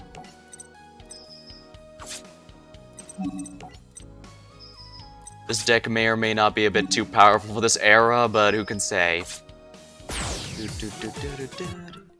Well, maybe just for this early on, because I know the later ones, they start to really have a lot more enemies swarming the field in later arcs. Greg, are you okay? I'm fine, but it's not over. I told you about my village, about the fire and destruction, but I've since learned the truth. I hacked into Goodwin's personal files for the duel and found it wasn't a natural disaster. Goodwin used our valley as a little testing ground. He tried to resurrect his precious Crimson Dragon, but he couldn't control its energy. He's gonna expose everything. We must silence him. Don't worry. No one's gonna believe him. Gregor, are you sure about this? I saw the files. I'm certain of it, you say. And now Goodwin's gonna answer for all his lives. Gregor attempted to attack Goodwin, but was immediately arrested by security. This isn't even the half of it. In the show, he literally drives his motorcycle right through the glass of the place where Goodwin was watching the duel from. People of New Domino City, it's always a terrible tragedy when a gifted duelist like our very own Gregor suffers a complete nervous and emotional breakdown following such an intense duel. But rest assured, he'll get all the help he needs. You say, promise me you'll take him down once and for all.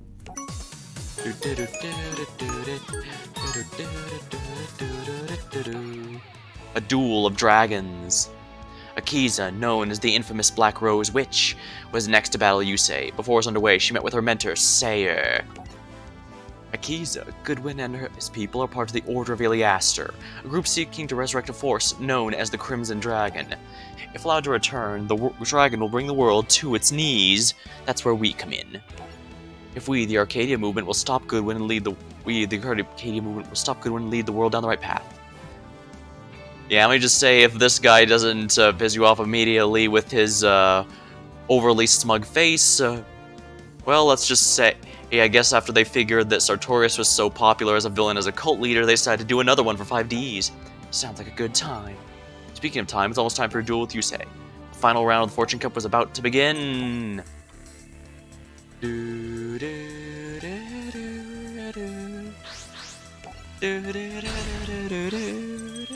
Akiza is in ski.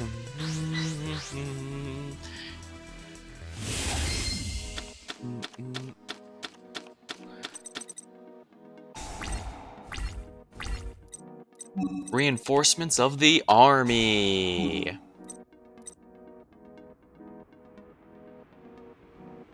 You take no battle damage from cards involving this once per turn and cannot be destroyed.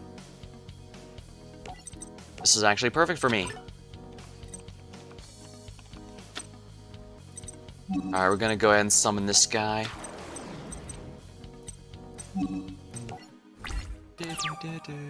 Now I have to be careful. Akiza's ace is Black Rose Dragon, and that's actually a really, really good card in the general sense.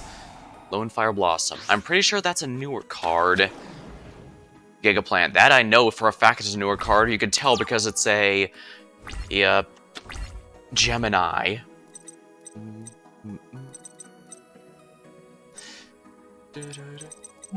Now, let's see here. Level 2 or lower. Interesting. Activate effect. Tuning wear. Drill synchron.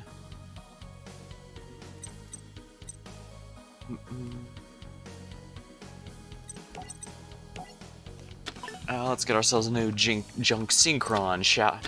Junk synchron. I have no idea what I was thinking. Clearly I was channeling Velma from Scooby-Doo. Jinkies! Jinkies, warrior! Or I'm depending on you!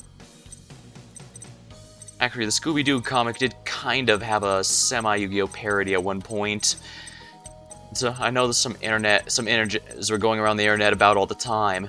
It seems more like it's Pokemon parody since they have a Not Breaksing and Not Croagunk in there, but they did definitely have a totally not Dark Magician Girl in that list.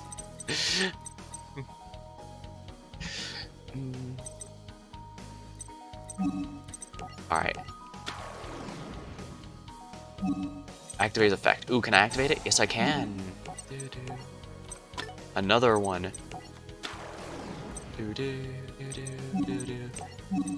Junk Warrior.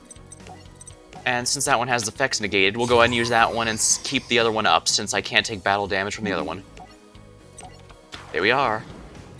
And we're going to attach Fighting Spirit to him to make him even stronger. Now we'll get rid of Gigaplant here, so she can't use its Gemini effect. And Fortress Warrior can go ahead and attack, since only the enemy can take damage in battles that involve him. Excellent, we're at a good start, but we have to be careful. Black Rose Dragon wipes the field with her effect.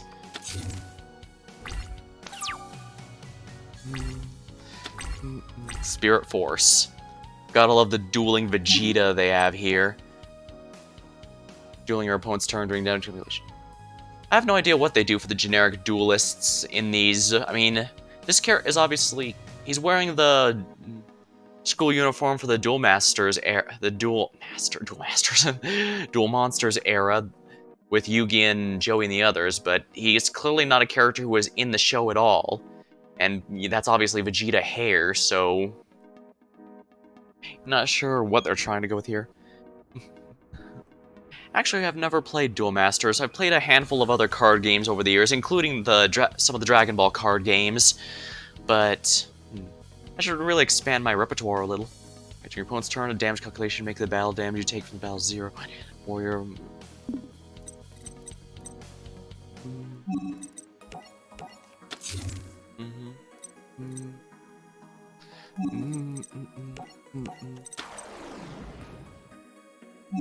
I can special summon this defense mode, so let's do precisely that.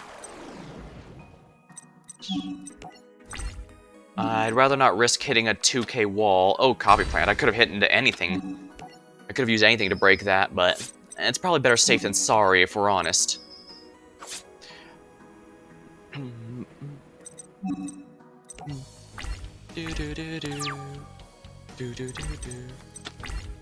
And this is only battle protection. If she manages to get Black Rose Dragon out.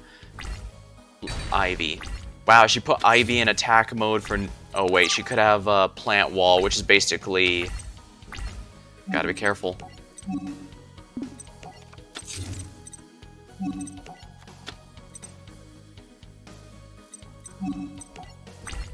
Alright, since this guy can finish off, let's see. Yep, Wall of Thorns.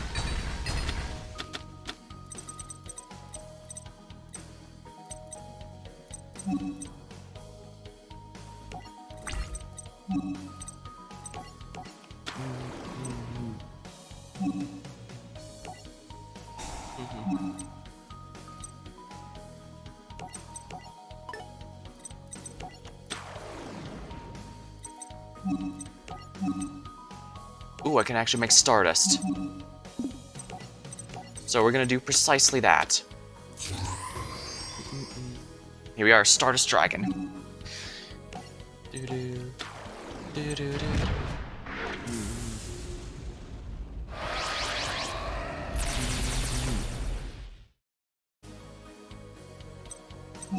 Alright, there we go.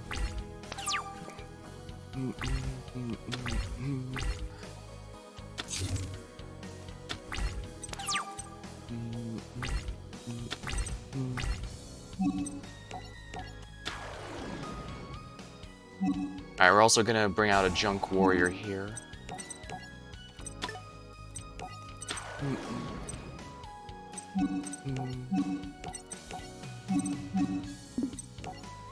Here we go. Come on out, Junk Warrior! That's another wall of ice. That's another wall of thorns. I can actually use Stardust Dragon's effect to negate it. Alright, as long as she doesn't... I prevent her from summoning Black Rose Dragon, it should be fine. Black Rose... Like I said, Black Rose Dragon has the ability to destroy all cards on the field. That's both sides, including itself. So it's basically an out to absolutely anything.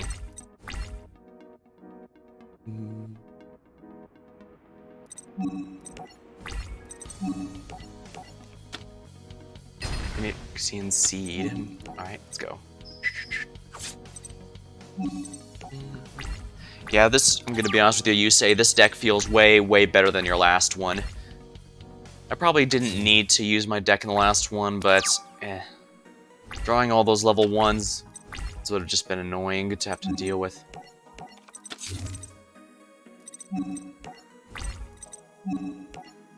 That's a soft once per turn. Scrap Iron Scarecrow is a soft once per turn, so I should be able to... Violet Witch. This card is destroyed by battle, add one plant type. Okay, here we are. There we are. Yeah, it's only soft once per turn, so I can use both of these in the same turn if I need to. That said, if she summons Black Rose Dragon or Wall of Thorns or whatever, I can use Stardust Dragon to negate its effect.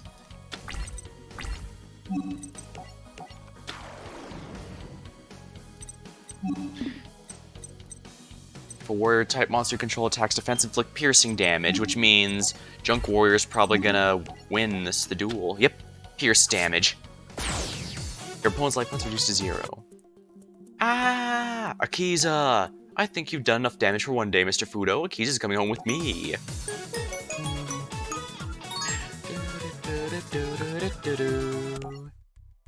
The Fortune Cup Finale. After the duel with the Black Rose Witch, Yusei uncovered Goodwin's plans for the Crimson Dragon, and then confronted him. Time to talk. You forced me in this tournament, you threatened me, and now you locked up my friends. I want to know the truth. I'm not dueling Jack until you tell me why you've done this. Why are you dense, Yusei? It's because of this mock. He wants the Crimson Dragon's power, so he's been trying to gather everyone who has one. He got here by lying to me, buttering me up, and manipulating me. Oh, come now, you make me sound so devious. Jack, you wanted to be the Turbo Duel champion. Yeah, but I wanted to earn the title. At this point, I'm starting to think you've been rigging everything. You set me up as bait for Yusei this whole time. Goodwin knew you'd come after me if I did exactly as he asked. Don't be ridiculous. I didn't even know about Yusei until you dueled him that night in the arena. Do you honestly expect me to believe this is all one big coincidence? I have a demand to make. Got you what you wanted. Yusei's here, right? Let his friends go. I want this duel to be legit. No threats, no gimmicks. Just us. If that's what my champion wants, and so be it. So the battle between Yusei and Jack began.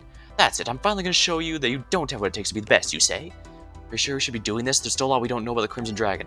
That's exactly what I'm talking about, Yusei. You've got no guts. Fine, Jack, let's duel.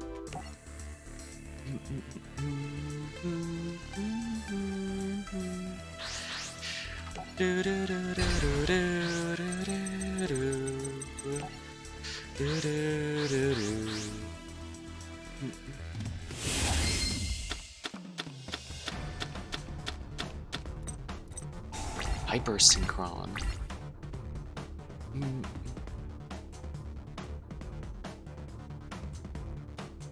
Wow, if I use this for a Synchro summon, it's really powerful, but it'll go banished to the end phase. I guess it's good to place this. Shield Wing. Twice per turn, this card cannot be destroyed by battle. Seems useful.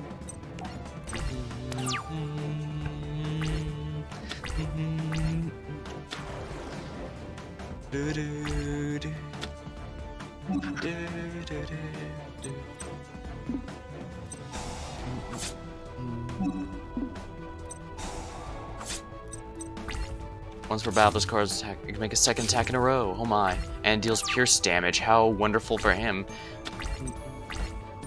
Descending Lost Star. Target one Synchro special summon it, but its effects are negated. Its level reduced, its defense becomes 0. Also, its position. Wow, this is very clearly one of those. The anime had something specific happen, and we need this card to recreate it.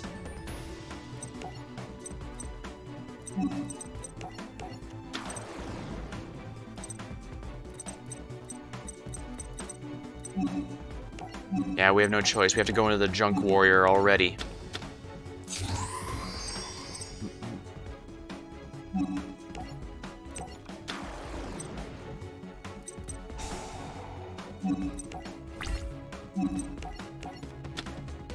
Space Gate. Well, that doesn't save his monster, that's for sure, but this is bad for me. It's gonna snowball soon.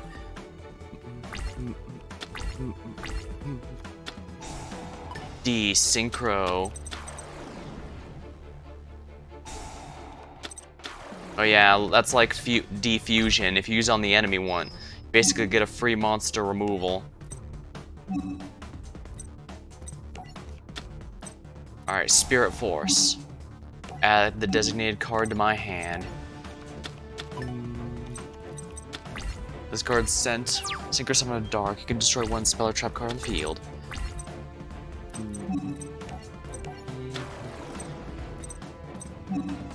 Activate Junk Synchron's effect.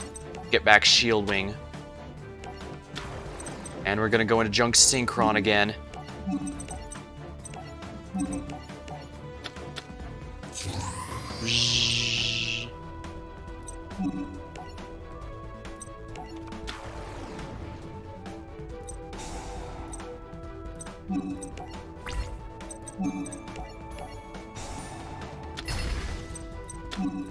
I probably should have gotten rid of the tuner. I guess if he has another Sinister Sprock in his hand, though. I guess we'll find out, won't we? Harmonic Waves. Oh dear.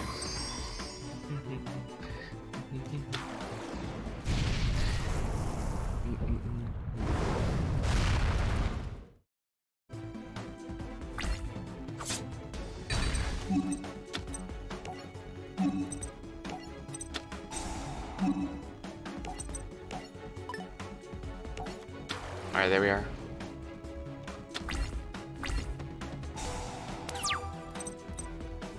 Oh, 4A. Tuning.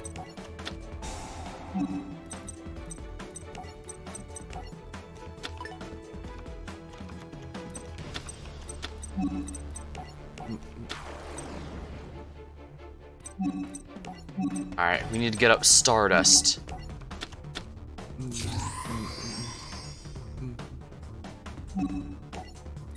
Because the tuner I used, it gains 800 attack, but it won't stay out for more than a turn.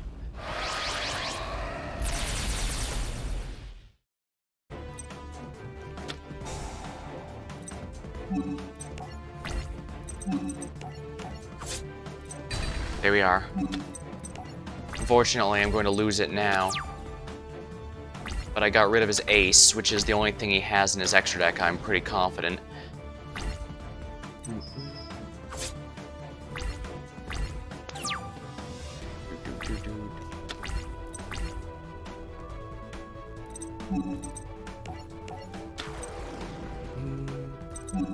Alright, activate Junk Synchron's effect. We're gonna get ourselves another Junk Warrior.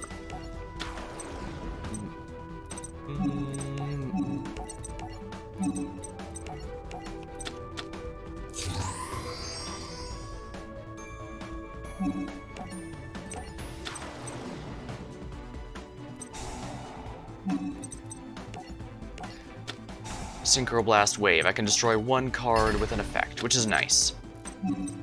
And this means I get a free direct attack with Junk Warrior. He's gonna have to rely on top decking to win, but the bad news for me is he can still win because I can think of a couple cards he could draw into that would ruin my day.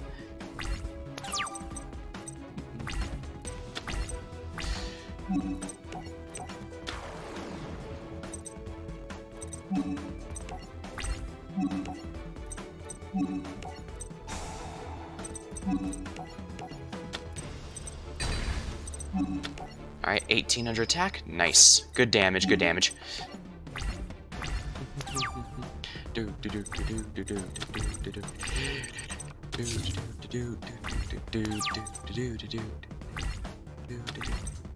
Urgent tuning.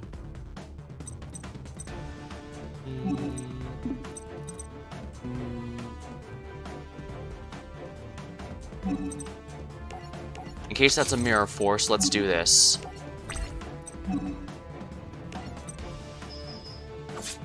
Okay, yeah, he's got nothing. We win. Due to the intensity of the duel, the Crimson Dragon was finally summoned forth. This is the sign we've been waiting for. The Crimson Dragon will soon awake from its long slumber. Just a question about that. I thought we needed 5 signers. We only have 4. Little girl, Akiza, you saying Jack? I know who the 5th signer is. You do? How exciting. That means we can unlock all of its power. That's right, Lazar. But first, we must see if we can harness the immense power the summoning will create. After it was successfully summoned, Rex Goodwin revealed himself as the final signer.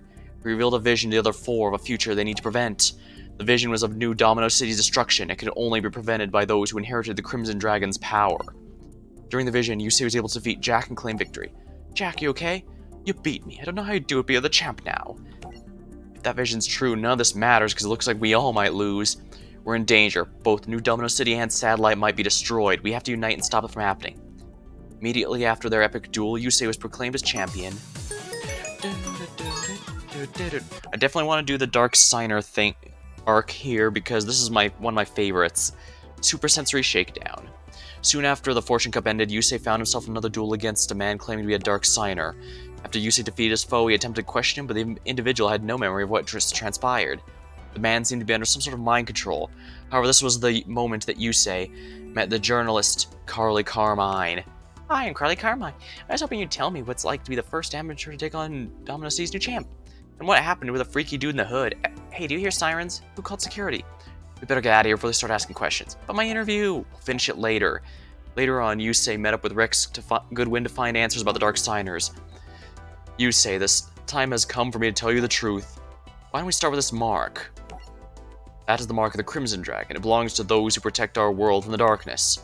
The darkness is dangerous. It can take many forms, even those of your friends. But you will know their identities, for they will have the mark of the shadows. Mark of the shadows? You mean the Dark Signers? Just as you were chosen to protect the light, they would choose to protect the darkness. They will stop at nothing to annihilate you. To increase their strength, they absorb human souls, even those of the innocent. You and your friends must combine strength to defeat the Dark Signers. And if we can't, what if they release the shadows? If that should happen, well, you've seen a glimpse of our fate. After talking with Goodwin, Yusei was dispatched to Satellite in order to seek out the Dark Signers. That's when he met an old friend. Hey, Yusei! Good to see you, Crow. What have you been up to? You know me, still fighting the good fight, robbing the rich, feed the poor, and all that. So I hear you're the big shot champion now. Yeah, something like that. Crow, why are the streets so deserted? These creepy cats have been coming around a lot lately. They sprout these wacky teachings, trying to round up followers. I better look into this. Before too long, Crow and Yusei both came face to face with the Dark Signer. I've seen some say that Crow is supposed to be the Joey equivalent since he's an old friend of Yusei's. Others have said it's more like Leo since technically, eventually, a Crow becomes a chosen one with the Signer, while Leo has to wait all the way until the tail end. So Leo is incredibly out of his depth for pretty much the entire series, but he still keeps doing it just because He cares about his sister, which is pretty Joey-like. I can see where that's coming from.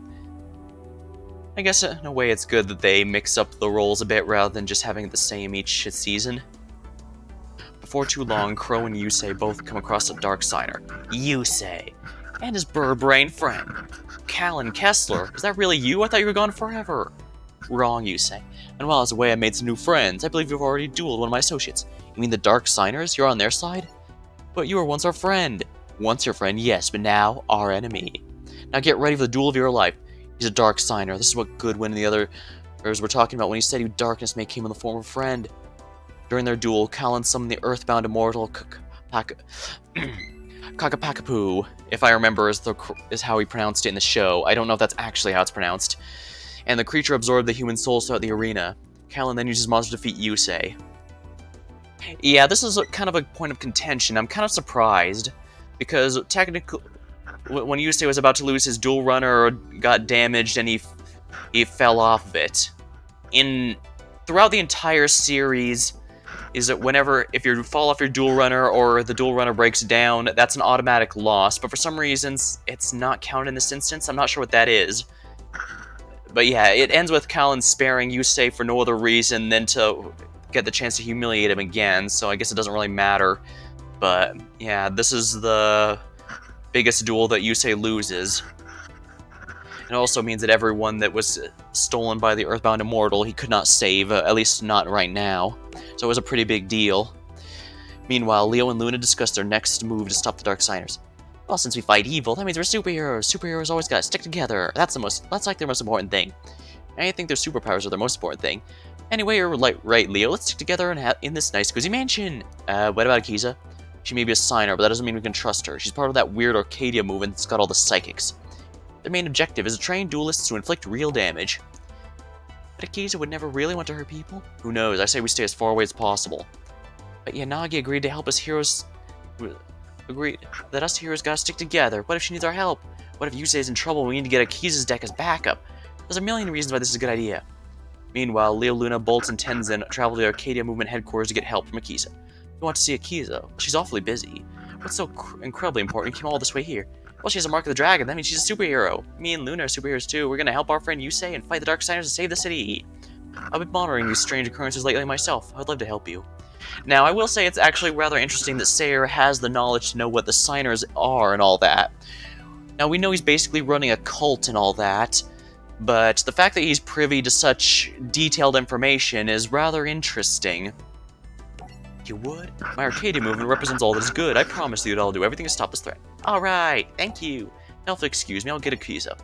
Unfortunately, the entire visit was a trap set up by Sayer. His intention was to test Leo's abilities and find out if they were similar to Luna's. Where's Luna? Where am I? Why am I chained to this gizmo on my head? That hat detects latent psychic powers, assuming that you have any. Latent what? You said you were gonna get Akiza and help us fight the Dark Signers. I will make society pay for how they discriminated and treated psychics throughout time. What are you gonna do to me? Take my brain? Something? Of course not. You're here to take a test to see if you have the power of a psychic duelist. Akiza was a preview. I have dozens more at my command. Psychics can do incredible things with their mind. Does that mean Akiza's gonna help you get even? But she's supposed to be a hero. A hero. She doesn't even know what I'm really doing here. Anyway, what do I say? We start the test. I'm pretty sure he doesn't actually reveal this during the series proper. He just reveals that it's a test without revealing that it's actual, that everyone's connected to a shock collar of some sort, or in order to try and force Leo. But I guess they decided to put all this revelation here since, bluntly, Sayer's a rather minor character. We're gonna see him a few more times, particularly in one a moment that I'm actually gonna say genuinely chilled the crap out of me when I saw it in the show, but he kind of meets his end. He practically off screen.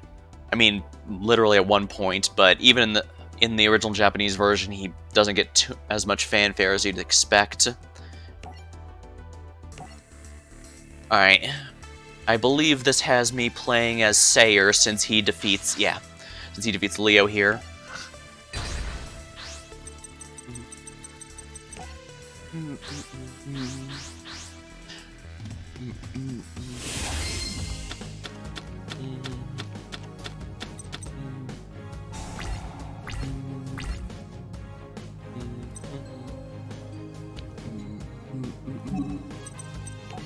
Psychic Snail. Oh yeah. Psychic type cards use life points as a resource.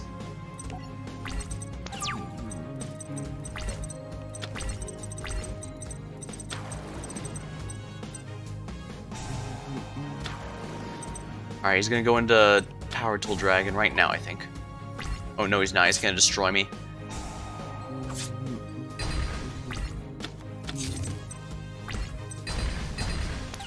Oh, he chose to do that. Oh, he was probably planning to...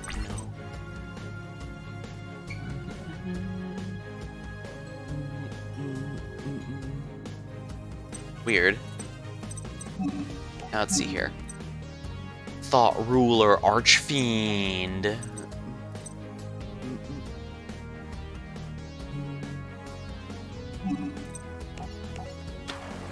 Up to twice you can remove from play. Alright, you can tell this is an old card because it says remove from play instead of banishing. I believe there was two reasons why they renamed the remove from play pile to banish pile. The first and most obvious is that it saves on card text. As you can see here, remove from play is 3 words, while banish would have just been one shorter word. And also, well, they've started making a lot of cards and even entire archetypes that interact with it, so it's a little silly to call it remove from the game when it's not. More transition. Oh, lovely.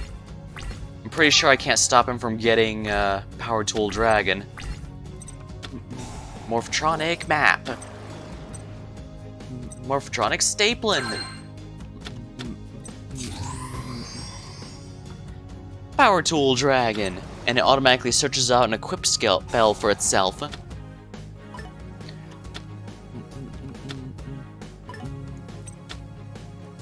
Yeah, you can reveal 3 equipped cards. I have to select one, and the other 2 get shuffled the deck.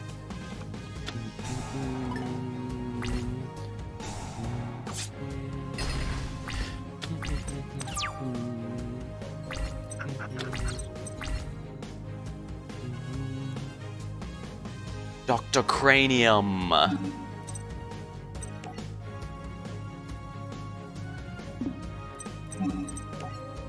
That's a cartoony mad scientist there. I like it. Oh wait, this makes him do pierce damage, doesn't it?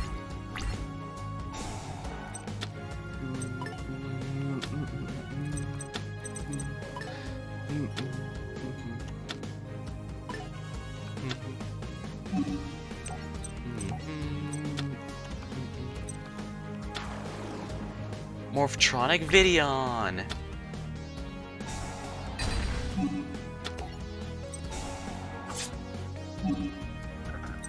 Psychic Commander.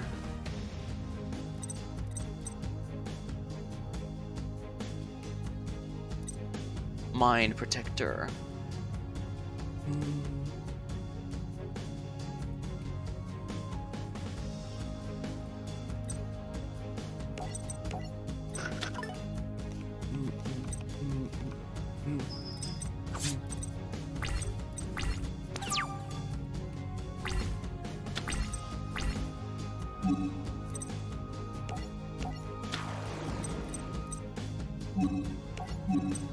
That's a level 8, so I won't be able to do that. Yeah, all I can do is pay life points to negate the attacks with Krebons here.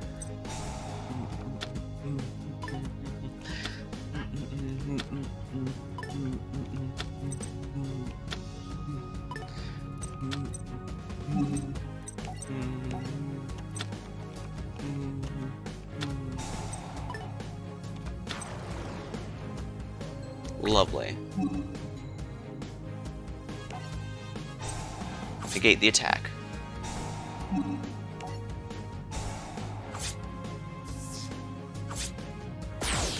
Oh. Summon Psychic Jumper and then another Psychic type the same turn to steal Power Tool Dragon.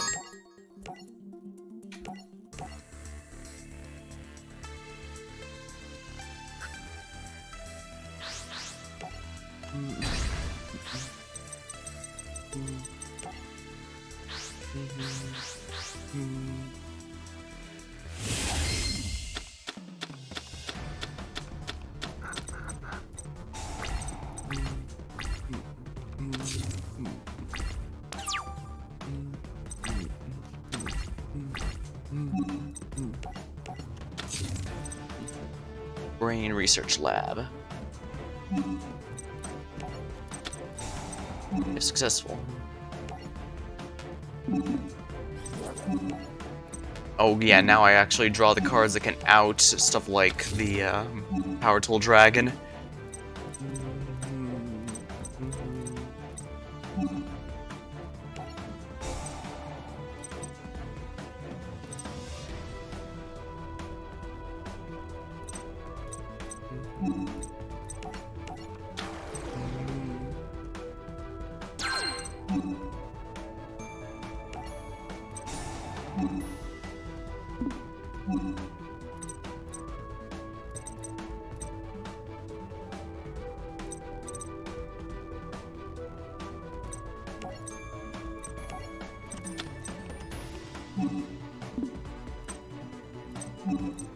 We're gonna set this so I can destroy whatever he has.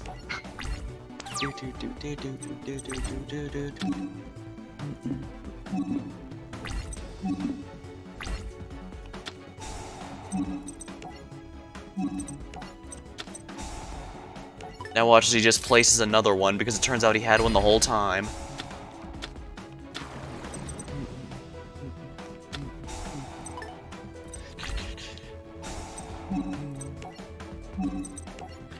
Banish. Dimensional Prison.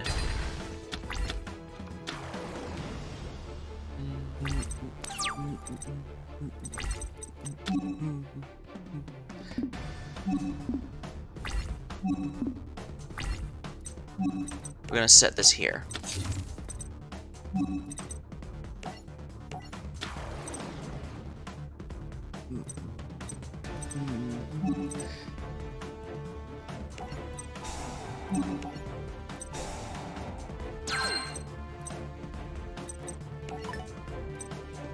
There we are.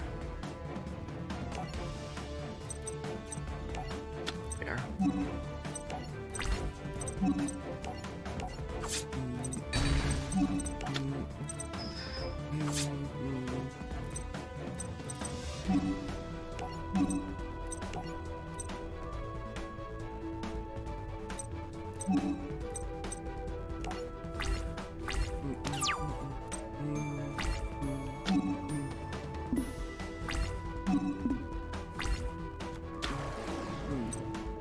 Boomboxin.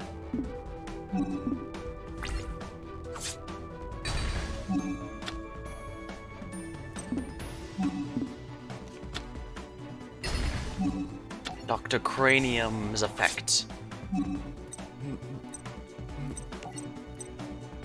Reinforced human psychic Borg.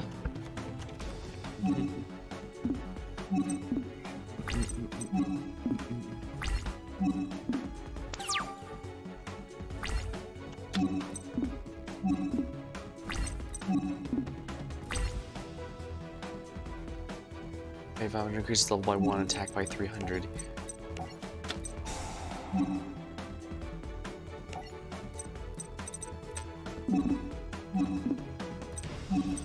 Alright, activate Reinforced Human Psychic Borg. Activate Psi Station. We're gonna pay a little bit of life points to increase his damage. And we can do this twice. And this is a permanent upgrade, by the way, so we're gonna go ahead and do this.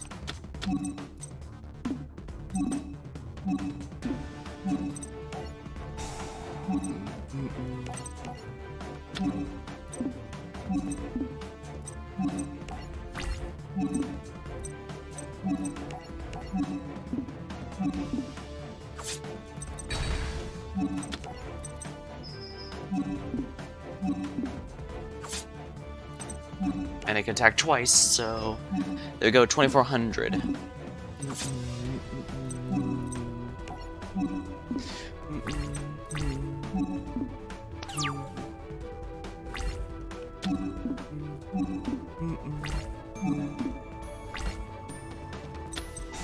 Morphtronic Repair Unit.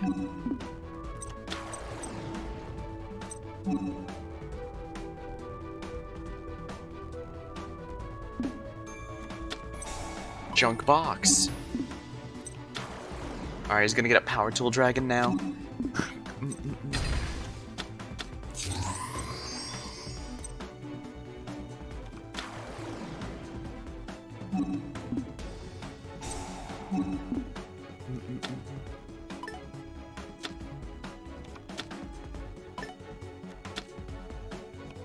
Ooh, I knew saving Mystical Space Typhoon for now was a good idea.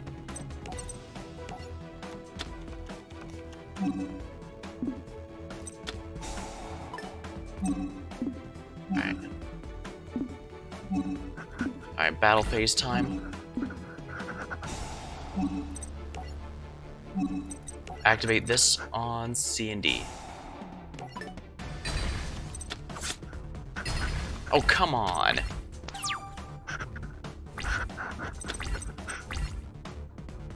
Psychic Overload, shuffle 3 in the deck, and then draw 2 cards. I actually can't do that because I banished too many. How ironic.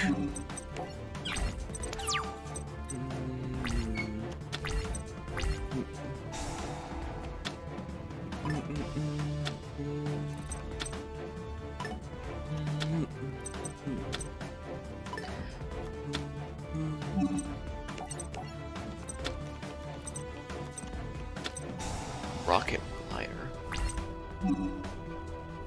Boomboxin.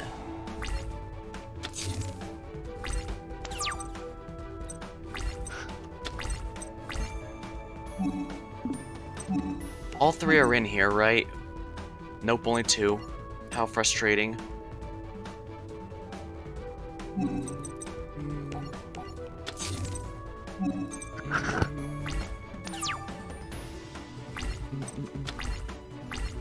Come on, attack into the face down there.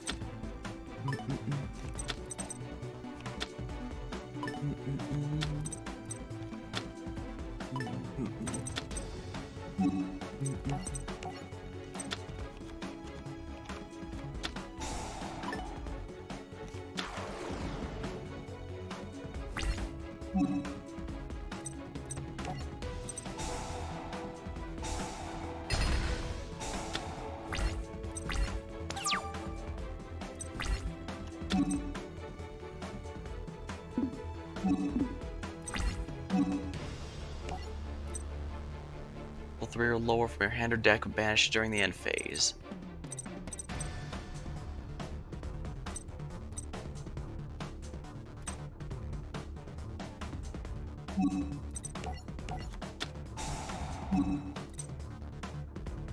Battles, you can pick multiples have models or lose that until the end phase. Psychic Jumper.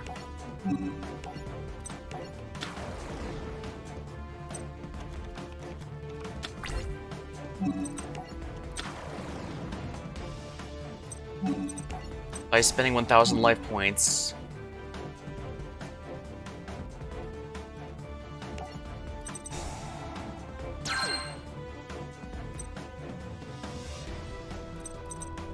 I'm gonna take Power Tool Dragon and swap it with Twister. Well, I mean, go ahead if you want. Power Tool Dragon and Mind Protector. You can place 1 psychic instead of paying life points. When this card's removed, you take 1,000 for each psychic counter on it. That was pretty painful.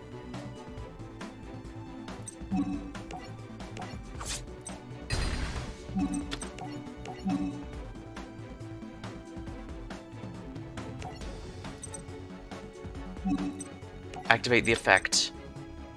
Psychic Overload. Shuffle these 3 back in the deck, and in return, I can draw 2 cards.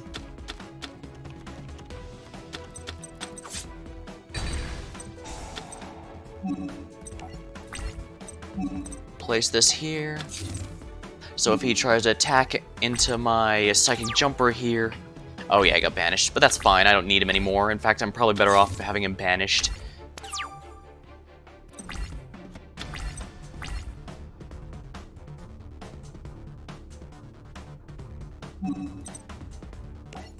Give control of that monster to your opponent.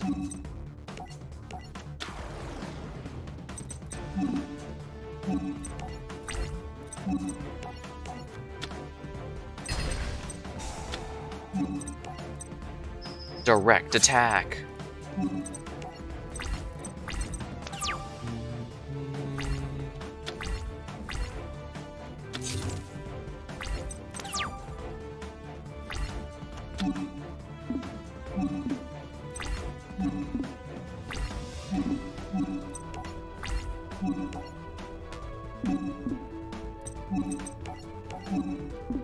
Here we are. Morphotronic stapling. Damn it. What a pain.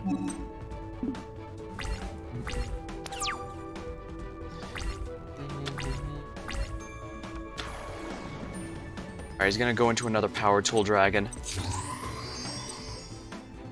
Unfortunately for him, I have the dimensional prison waiting just for him.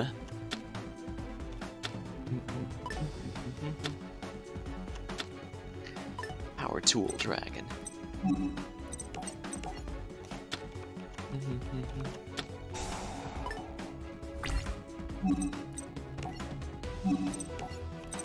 Banish.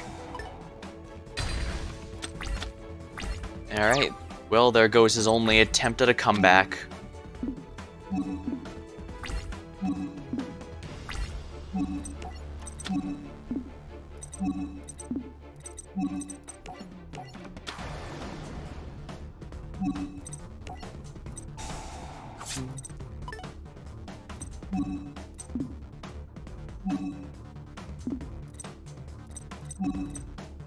What's this one? Guard destroys a monster by battle, gain life points. Yeah, this is to basically make up for the, well, it doesn't matter. Time to take out Leo with his own monster.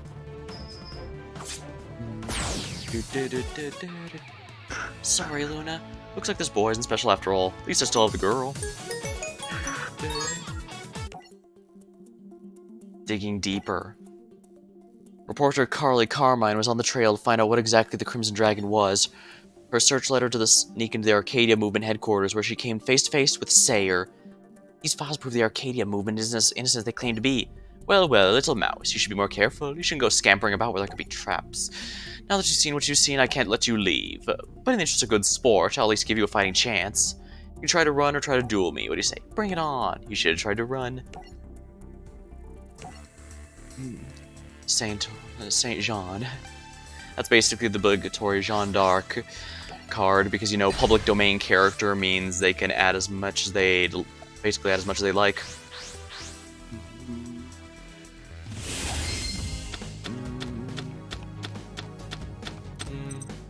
Telepathic power. Future visions. Now, I'm pretty sure this doesn't start showing up until later, when she gets a, what shall we say, plot relevant upgrade.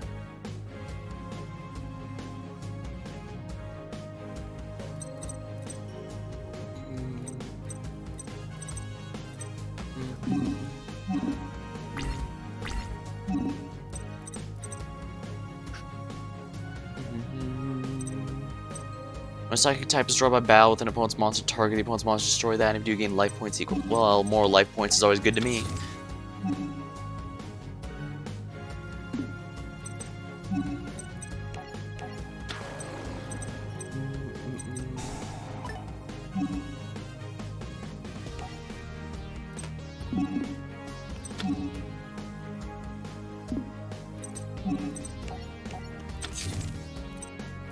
Stormcaller.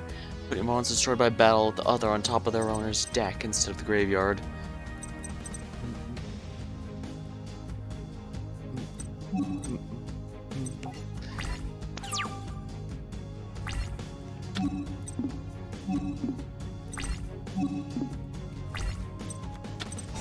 Sword revealing light. Joy. More stalling.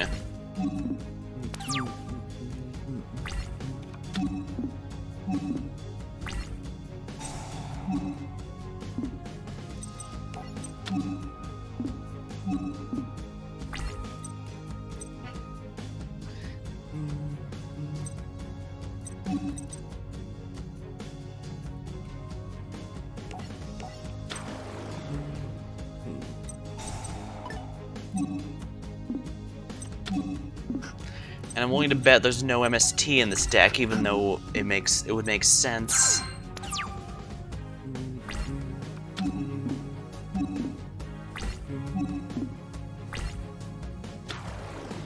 Fortune. Hey, Fortune Ladies she did not have in her deck until later. She had fortune fairies.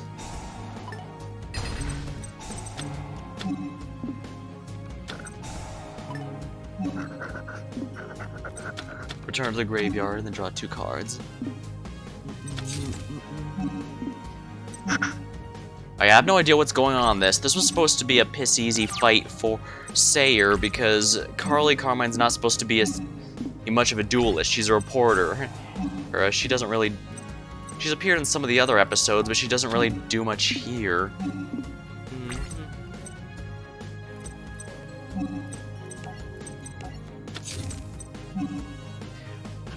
The thing with the Fortune Ladies is because they have an effect when summoned, but when she banishes them with this and then it comes back in the next turn, she can use their effect, so you can effectively double dip pretty well.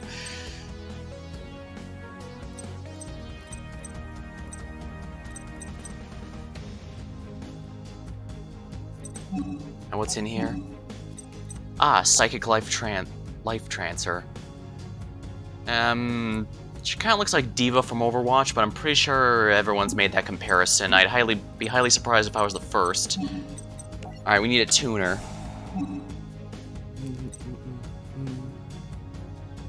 A level 3 tuner would be ideal.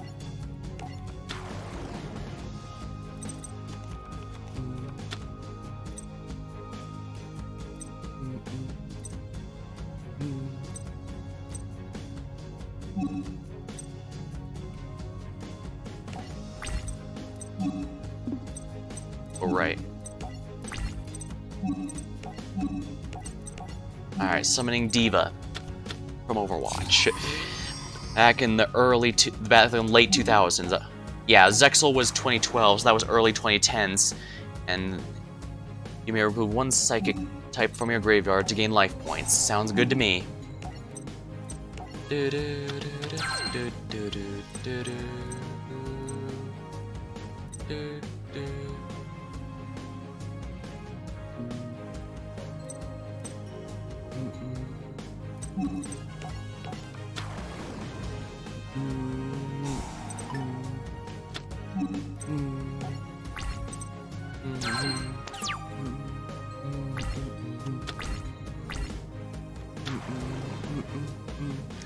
Yeah, Fortune Ladies are not supposed to come until she's a lot later. She only has Fortune Fairies at this point in the story, but for some reason they decided to give her all the Fortune archetypes. Well, I guess at least this means this will be a pretty easy duel to...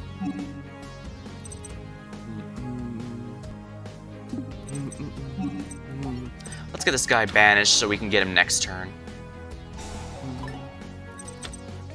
We're gonna also use this because we spend life points on resources for this deck, so we want as much excess as possible. Alright, I can't attack at all. Now watch as this ends and she immediately places down another one. Because the CPU, she gets to draw 3 of her Swords Revealing Light on the first turn. Fortune Lady Earth.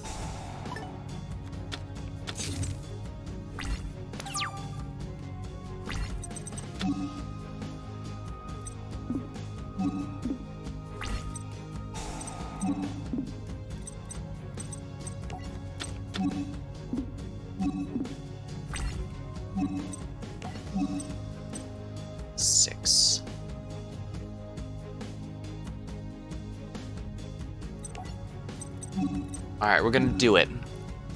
Ooh, Hyper Psychic Blaster, level 9. But no, we're gonna go with Psychic Nightmare.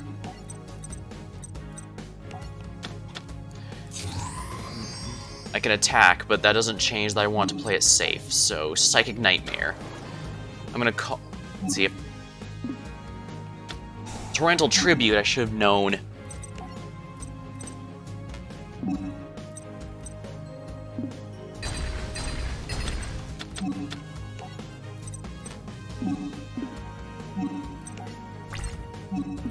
I should have known she drew Aubrey. Why is her deck so damn good? There's no reason for her to have this good of a deck before the plot relevant power-up. So why does she get such a... I don't have any outs to this whatsoever. I can tell you that right here, right now. No, stop bugging me about this. There's no way to win anymore. Use sight. No, that advice is absolutely worthless because it keeps referring to stuff that either I already did or yeah, I get the advice is generally to get you to do what happened in the show, but the problem is most of the time I either never drew the cards to do that in the first place, or I did it and it still didn't work.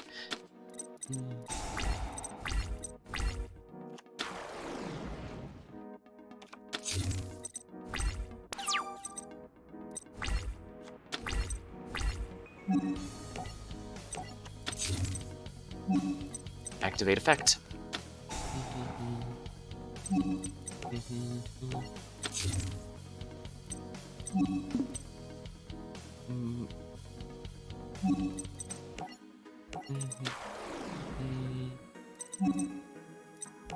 Yes, please.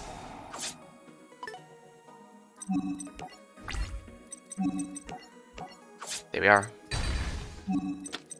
Alright, just by having her not open up with that damn field spell, I've already had a much easier time. Activate the destroyed. Special summon 2 from your hand during your next standby phase. No, that's fine. She doesn't have an extra dex, so she's not gonna summon Fortune Lady Every.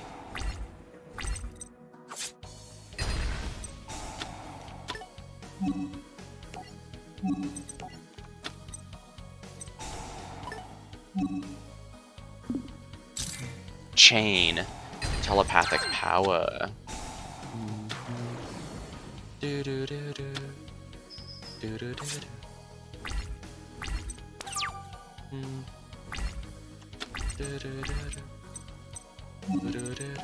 Psychic snail. Oh, I should have activated that. I guess it doesn't matter too much. There we are. Yeah, that's a pretty good... That's actually not a half-bad deck, but the problem is she shouldn't have it at this point in the story. She's using all of her... Of course she gets terraforming, why wouldn't she?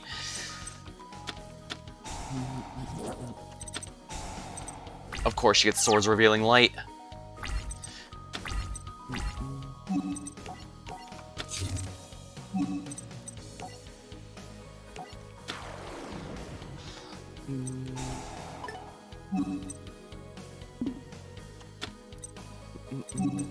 And of course, this side station is worthless now because I can't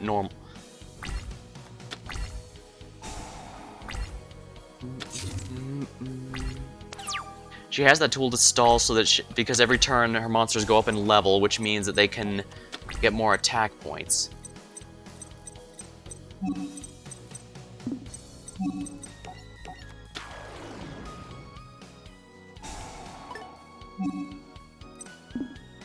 It doesn't matter because I lose him.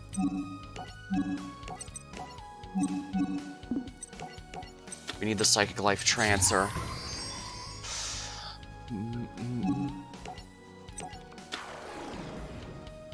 In the show, Sayer didn't even have to try in this duel. That was supposed to be what made it so insulting. He gave her the choice to run, but there was no escape already at the time. It was already over. And the duel was pretty much just a cruel joke. Let's see here. Up to twice per turn, you can remove from play one Psychic-type monster to have this card gain 500 attack. You control Psychic monster, target one card on the field, destroy, and if you do, take 1,000 damage. This. Painful as hell, but worth every bit. Time passage. I can still do this. Activate effect. Banish to heal.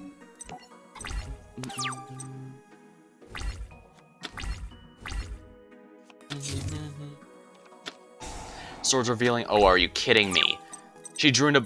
Wanna bet that's the third Swords Revealing Light up there?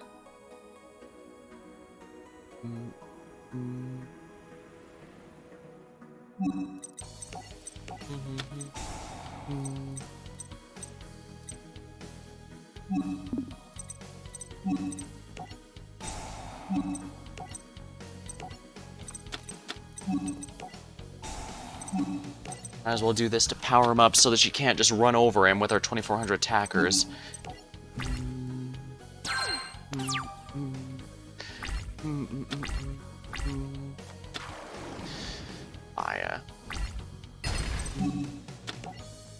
Dr. Cranium. And we're gonna chain this card as well. Excellent chain strike.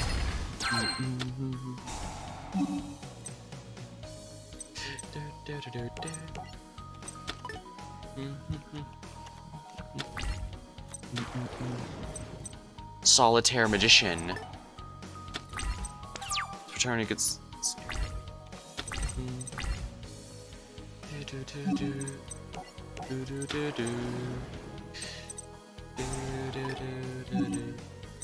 No, don't activate that. Life Transfer. Go ahead and banish Dr. Cranium so that I can get some more life. Oh, I can't attack because the sword's revealing light. I forgot. How incredibly frustrating.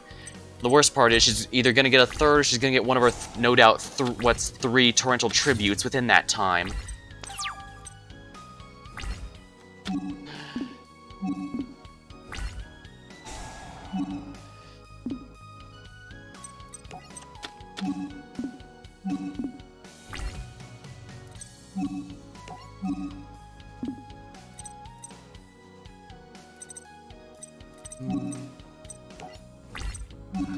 All I can do is end my turn.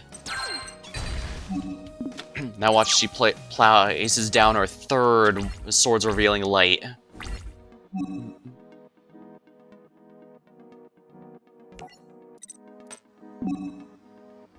Wait, what's this, Lao? Activate effect. 500 life points to reduce its attack by 500, and their staunch defender points.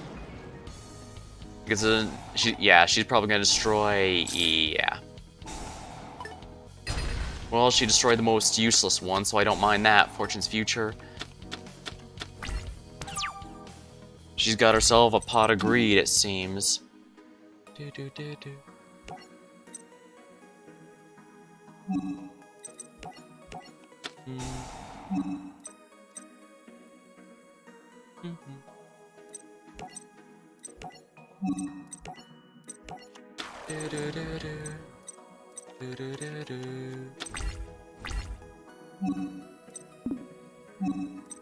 Battle phase.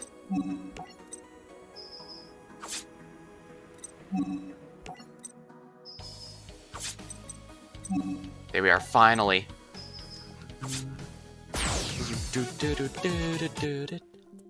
You won't get away with it. Dang, Carly actually looks pretty good without her glasses. Carly, I really think you should start investing in contact lenses, because those eyes of yours really shouldn't be hidden behind those thick lenses. Sector Security, come looking for me. Sector Security can't touch us, not as long as I know the truth about Goodwin. And what truth would that be? Director Goodwin is from the satellite sector, and that, my dear, is the least of his secrets. So I guess he has the ability to hack into whatever. Yeah.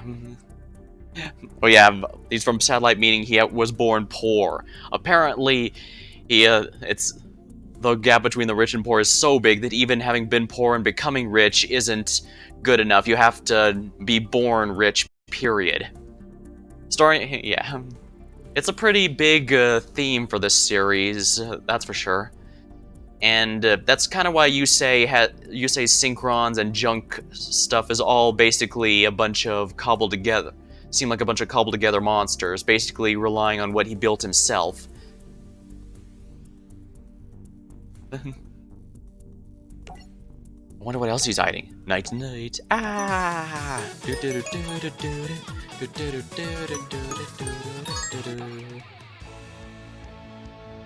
That was a little frustrating. Let's see, how long I've been going for? 2.5 hours already, oh my. You know what, let's do the reverse duel here, since her deck seemed a lot more fun. So we're gonna have fun with Carly's deck, even though it's way more powerful than it has any right to be at this point in the storyline. Yeah, basically Sayer was just screwing with her. He was fully intending to not let her leave no matter what, so... Yeah, it ends with him, Sparta, kicking her outside of the window.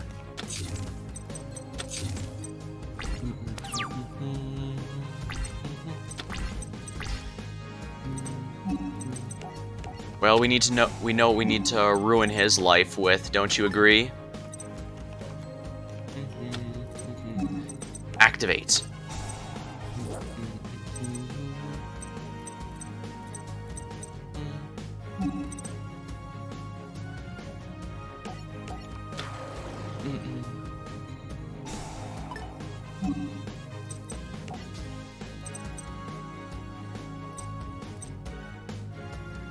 Increase the cards on Y1. Summon, destroy the target, inflict damage.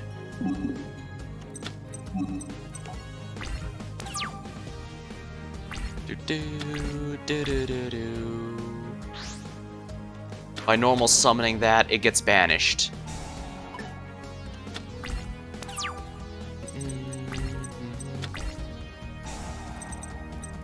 Fortune Lady Fire. Activate the effect of a card.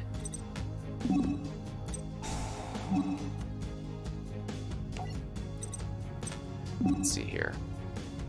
Let me see what this does. During your standby phase, increase the level of this 400 damage to the opponent. Monster by battle. You can target one Fortune Lady in your graveyard. Special summon it.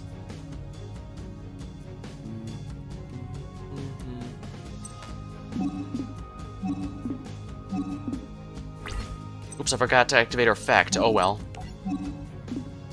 Oh, no, I want to go in the battle phase first and deal the damage that I can.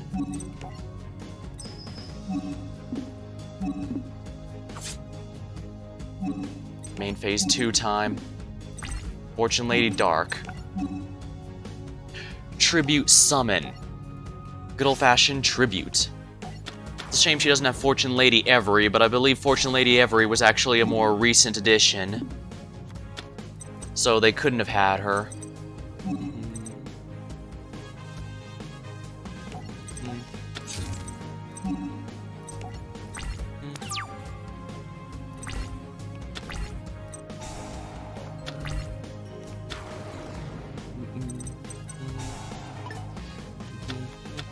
Emergency teleport.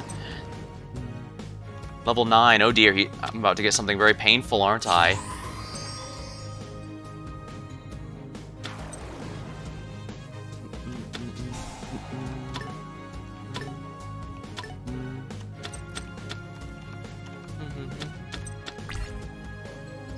$3,000. Ow, ow, ow. That's really painful. I can only take one more of those.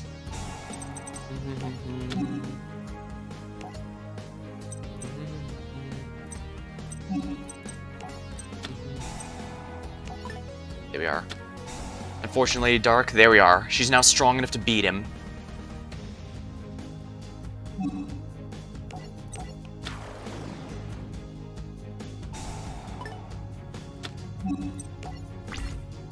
Now I can beat over this thing. There we are. He just wasted his entire hand. Let's see here. So the graveyard? Yes. Special summon one for my graveyard. There we are. And now I can attack with Fortune Lady Fire. Now to make my comeback. Fortune Ladies are pretty neat, but they're a bit difficult to get in Duel Links, so I haven't really put their deck together. Plus their ace is Every, who is in the game, but she is in one of the more annoying boxes to go into.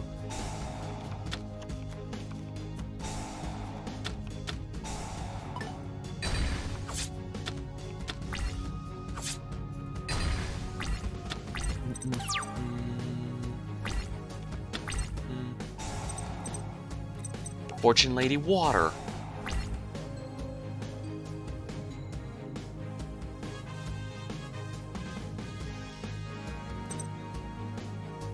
Once per turn during your standby.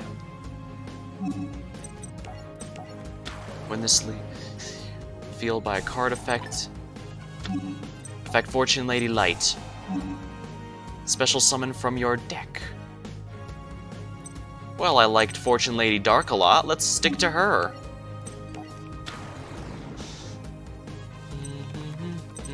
And that's a special summon, so my field spell doesn't eliminate it.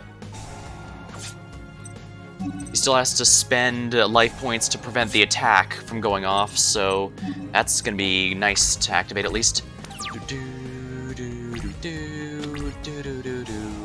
Future visions.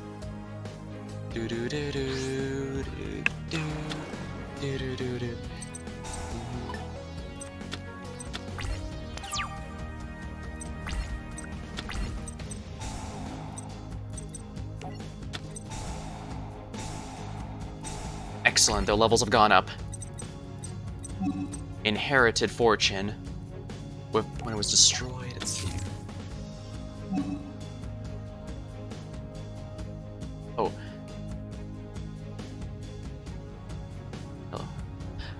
Hello, Javi Mix 5. Welcome to the stream. It's alright if your English isn't too good. It's okay if your English isn't perfect. As long as I can understand, it's not too bad. You playing PS4? I'm playing the Steam version. No, I'm playing on PC. Right, Fortune Lady Earth. Here we are. Alright, Fortune Lady Water. Still has to pay, and pay he shall. I'm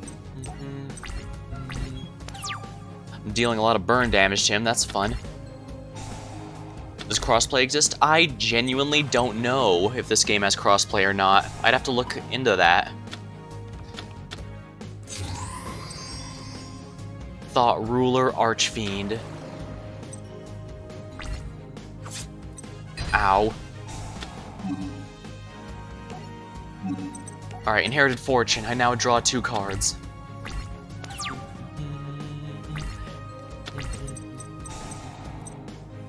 Fortune Lady Earth. Fortune Lady Water.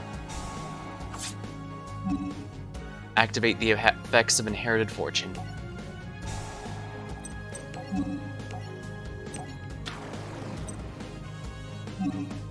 No, we're not going to special summon another monster. We're going to summon normal summon Fortune Lady Light so that she gets banished and can activate her effect to special summon from my deck. Fortune Lady Fire. Alright, Fortune Lady Fire. Perfect. And because she was summoned by a Fortune Lady, I can use her effect to destroy 1 monster on his side of the field and deal burn damage equal that. Nice. I must say, Carmine's deck is actually really, really fun.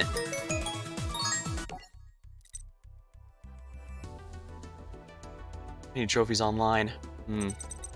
I know what you mean. Let's see here. How long have I been going for? About 2.5 hours. Guess I can do a reverse duel before I call for the night. Let's see here.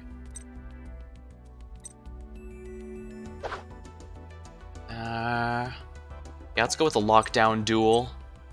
Just to see how this goes, because this is a really weird one for both sides. Mr. Armstrong.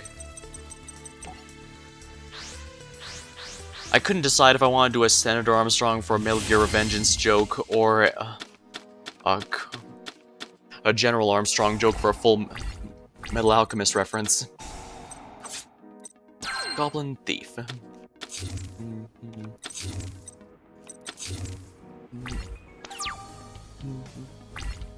Robin Zombie.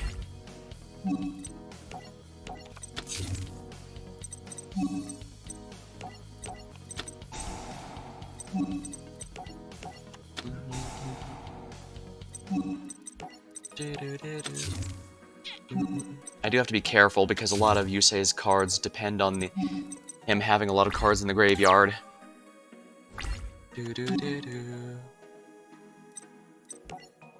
Robin Zombie.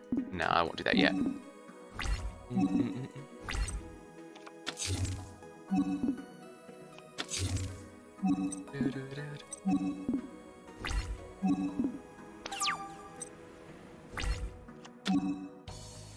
Ooh, yes, let's activate this.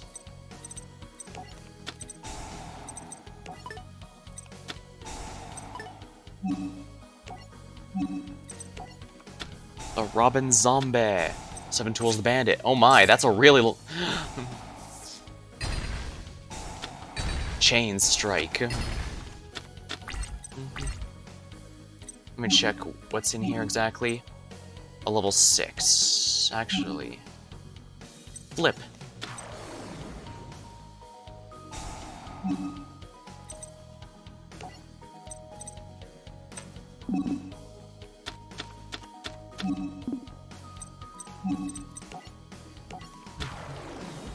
Select one Iron Chain monster you control. I might as well activate on itself. Iron Chain Coil.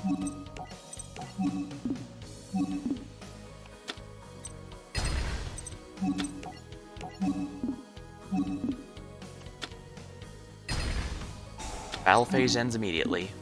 That's fine, I'm done with the battle phase anyway. Streaming late? Yeah. This is the last duel for the night, Moni, so I'm probably gonna call it after this, but I want to do a couple reverse duels before calling it.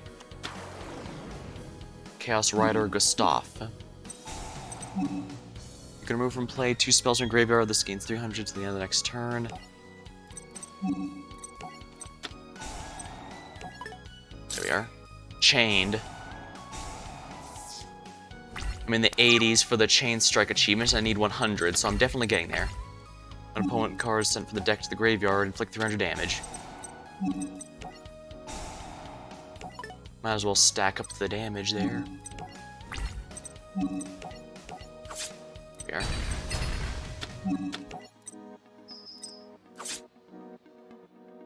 How goes dueling the last couple of days? Pretty well. I really am liking the Midolce deck I made. I put together a bit of a train deck, but I haven't had too many opportunities to use it yet. I'm probably going to try and be a lot more willing to use my own custom decks during the story, if only because some of them are designed to have specific outcomes, but you have to draw the right cards to make that happen. And it feels like it can snowball easily too much one way or the other. See you next duel. Sure. First, let me make Iron Chain Coil even stronger, because apparently this is my ace card now. Apparently I'm poking Yusei to death with Needleworm.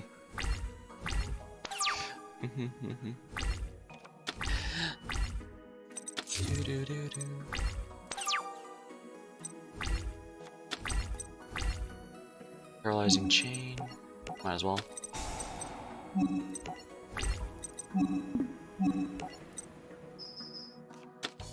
Shadow Spell. Oh darn, I should have made him waste it on... I should have made him waste it on the Needleworm. Oh well, I can still use his effect to make himself stronger, because that's not ridiculous. Needleworm, the 4th Egyptian god card.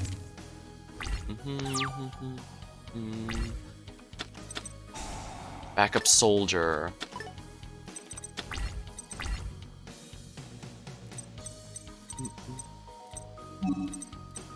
Alright, we're gonna go with Needleworm here, and attack.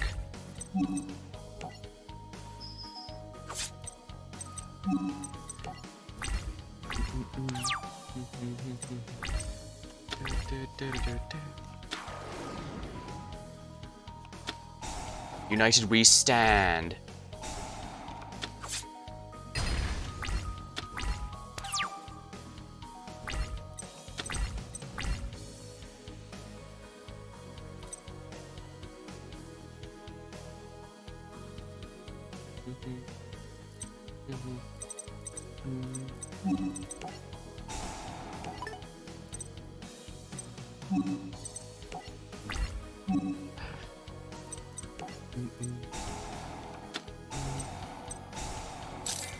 Excellent. Chaining even more life point damage to Yusei. Alright, we're gonna have to beat him with burn damage at this rate. How much Duel Links has second main phase? Yeah, I get what you mean.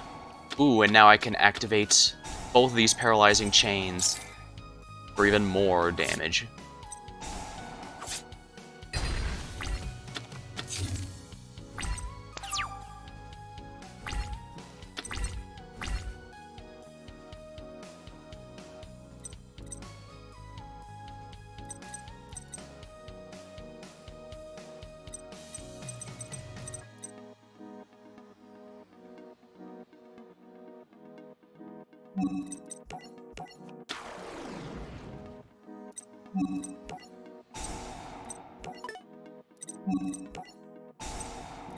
I can send it itself. There we are. Alright, you say should be in trouble. Activate the effective poison chain. Yes, please. There we go. Another 600 burn damage.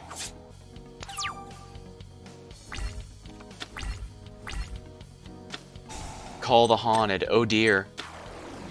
He actually has a really good monster now.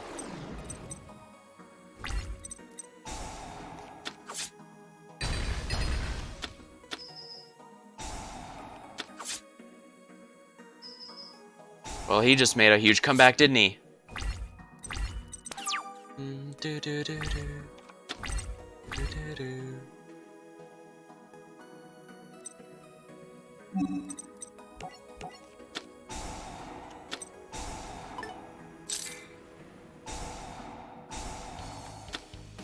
For opponent attacks monster, they must select that one. I'll just use effect to deal more burn damage, I guess.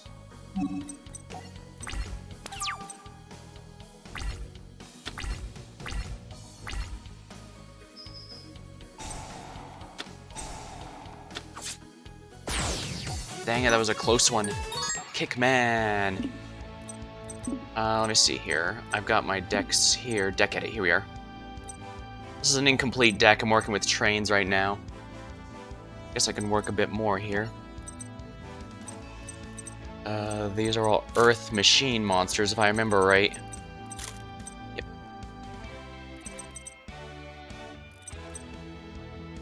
Lion-Hearted Locomotive. Gadget Hauler, that's Morphotronic card. I'm trying to make it mostly rank 4 and 10 focused. I guess in this case I should really toss in Snowplow, Hustle Rustle. I don't want to put in Rocket Arrow Express, because that has such massive maintenance costs, it's not worth it. But this one's not too hard.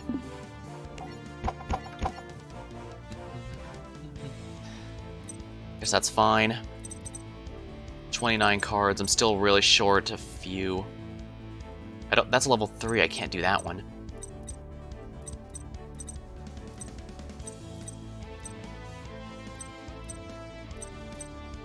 Overdrive. All-terrain. Armored vehicle. 1600 attack, it's not going to be going over much now, is it? Yeah, this is kind of what I'm looking at right now. So close, feels... Yeah, it does.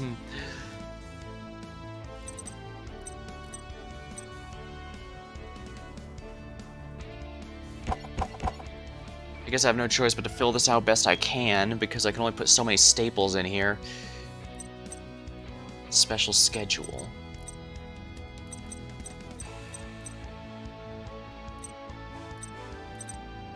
Shouldn't be 3 special schedules.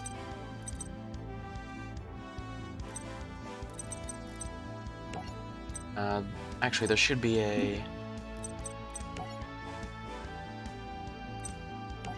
yeah, there should be one with here. Where's the Anik Boom one?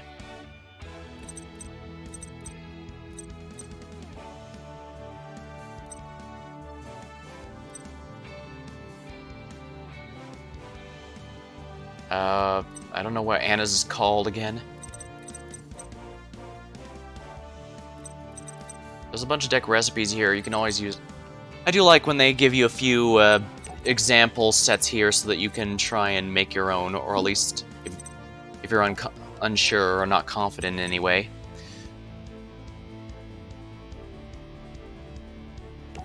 Why don't we end with the pack opening, shall we? Let's see here. Here we are.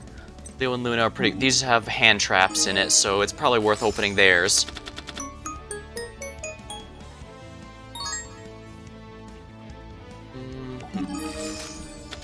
Pack openings are always fun to watch, right? What's the goal? How's it work? What's the goal winning condition of the deck? Running, either summoning Gustav Max or the rank 10 trains, basically, because Gustav Max can deal 2,000 life points with its overlay effect, and Dora, the number Dora, can protect any card from targeting and destruction for a turn with its overlay effect, so you can probably see why that's pretty good. Both offense and defense are from the rank 10s. And of course, both of them have, well, 3,000 to 3,500 attack points, so really good offense as well. Oh, huh, our first Pendulum monster. Interesting.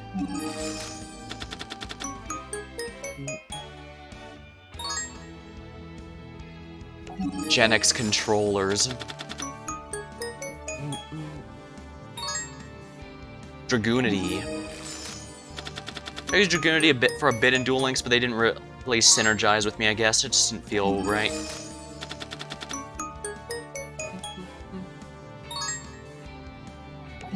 Gen X. I don't know anything about Gen X other than they were a huge meme for a while, then Crystron's and Duel Links ended up getting them banned. Hey, Ancient Fairy Dragon. Luna never really had an archetype, if I remember correctly. She just had a handful of vaguely fairy tale themed monsters in her deck because she was the obligatory party member who didn't like dueling too much.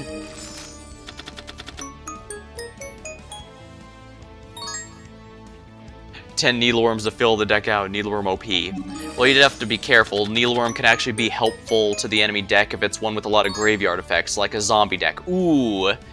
Ash Blossom and Joyous Spring. Now that made this worthwhile.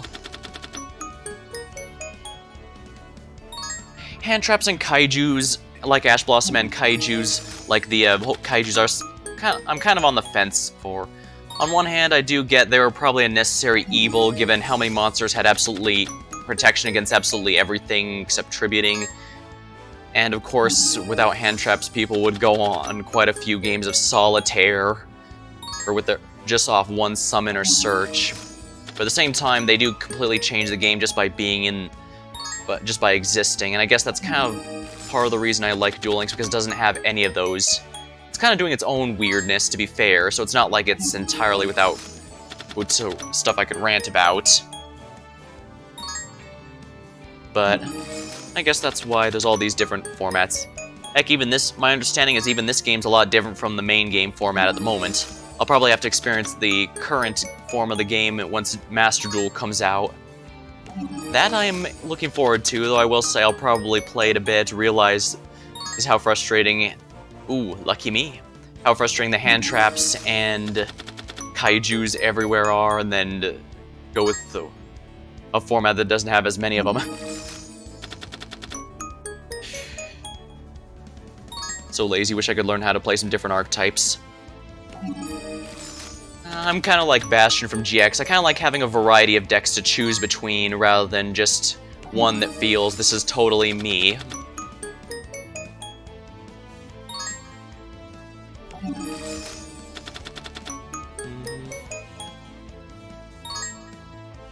Power Tool Dragon, nice. Oh, interesting, I haven't unlocked the final. Huh, actually, I'm kind of surprised I have all these unlocked so early. I would have expected there to be a lot more. I guess all the Dark Science stuff and everything is already unlocked, and the final one's just weird. Because the Knights of Iliaster arc is an awful lot of different duels and decks. Are they all in that final pack? Weird. Oh well. Alexis has the Forbidden Lance, Forbidden Chalice, and all those other nice cards. So let's go with some of her stuff. Mathematician.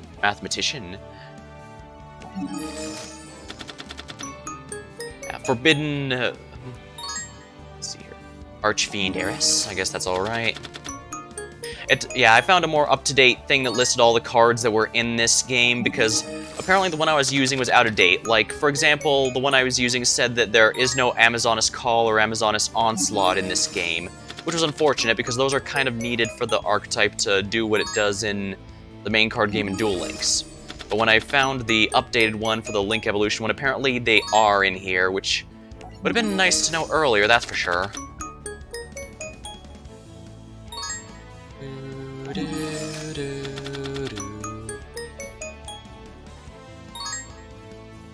Solemn Judgment. Now that's pretty good, actually. Alright, let's go to deck edit and start putting in some of these into the train deck. First of all, let's reset everything.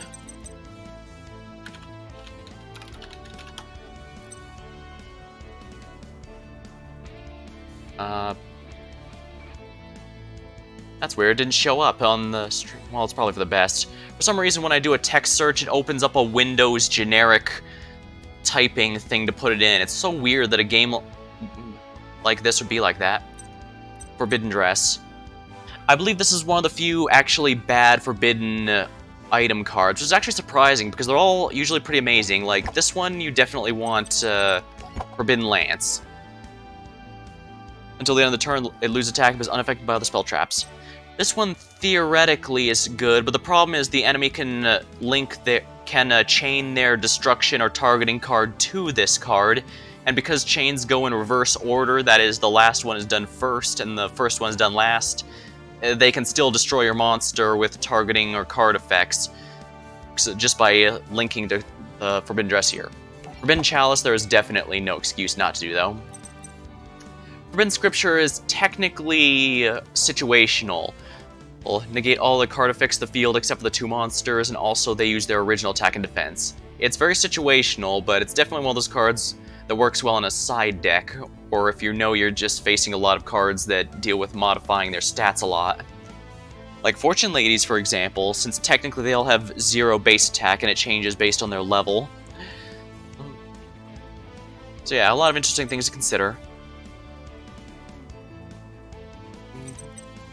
I'm really looking forward to getting to the Arc 5 stuff, though once I finish, maybe even before I finish 5Ds, I might take a break with something like Streets of Rogue or Death Road to Canada, just because I've been doing a lot of the Yu-Gi-Oh! Stuff, and fun as the card game is, I do like to mix things up every now and then.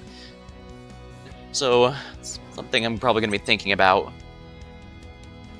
I used Forbidden Chalice for a while. Pretty much all my Duel Links decks still use Forbidden Chalice because it is just that good.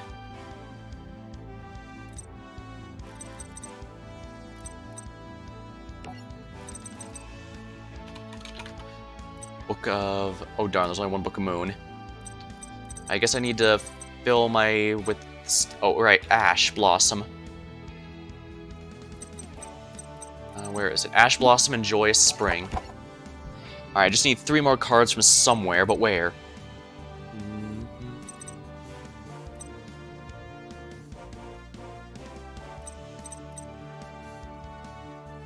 If I was stuck in Duel Links, I'd just go like 3 Power of the Guardians or something stupid like that.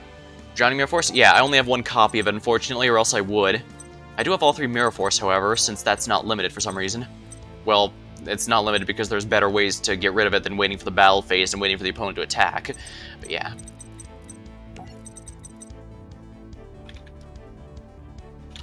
Is there any more Mystical Space Typhoon copies? No, there is not. You know what, let's check the limited list. Semi-limited. To a Guide from the Underworld. Unfortunately, this is not a Fiend deck. Super Polymerization would be nice, but I don't know. Could be nice in the right deck, but this isn't one of them. Mind Control.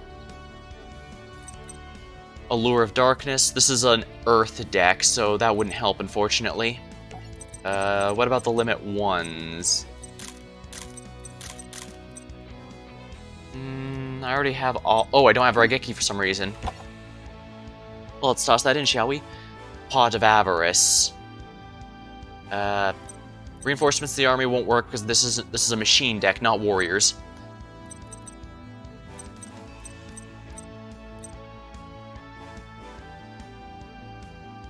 Machine and a Pyro Monster. Interesting. Unfortunately, my deck is pure machine, so it won't help here. Foolish Burial might be good, however. And yeah, Pot of Avarice. Okay, good. And you know what? Before we go, let's try it against Yusei over here. Lockdown Duel. User deck, Trains. We're breaking Lorbe since we're using Xyz Monster. Pot of Greed is banned. Lightning Vortex I don't have yet, unfortunately. Solemn Judgment I thought about... I still might, but I want to try out the deck before I start doing anything too crazy with it. Mr. Armstrong. Alright, let's see how well Trains work. But yeah, I have the feeling I'm going to be exchanging a few cards for a Solemn Judgment or 2.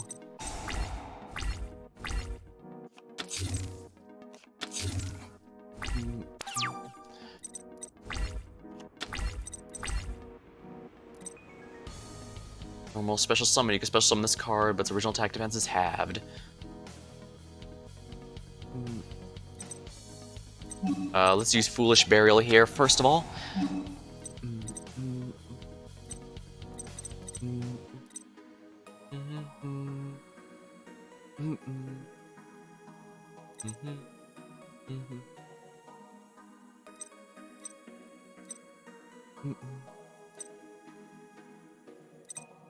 Let's put a level 10 in there.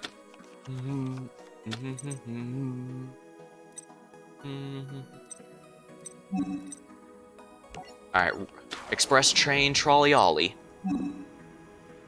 We're gonna put this down here.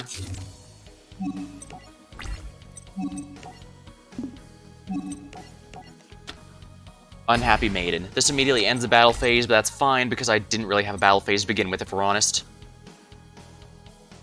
Yeah, the song is a graveyard. Yeah, the song's not great. There's a reason I have the music is actually pretty low even without me messing with my recording settings either. That's the crazy part. But then again, I guess most coming to a stream would be here for the streamers dialogue, right? Well, monologue when talking to myself, dialogue when talking to other people.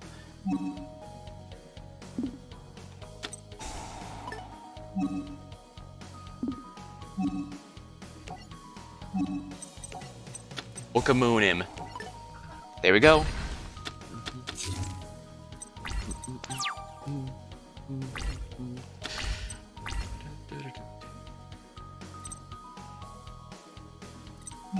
Alright, summon without tributing with its effect.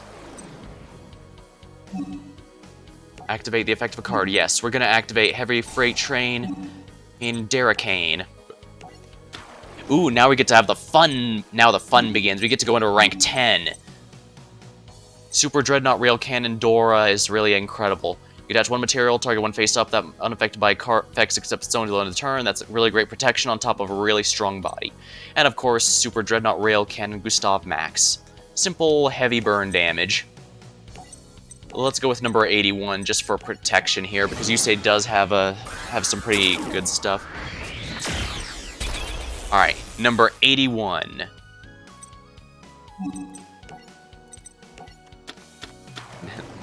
This baby's gonna be fun. And this is a quick effect, so if Yusei tries to use a card that would destroy Dora, I can immediately use the effect then. I don't have to do it preemptively.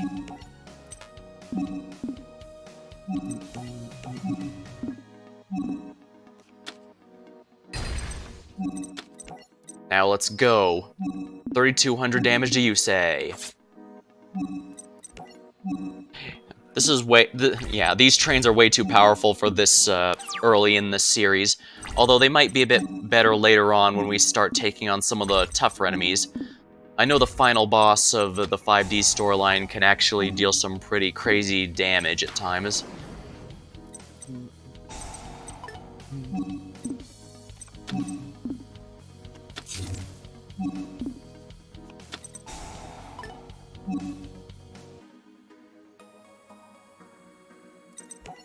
Let's see here, you can attach unaffected by card effects except its own.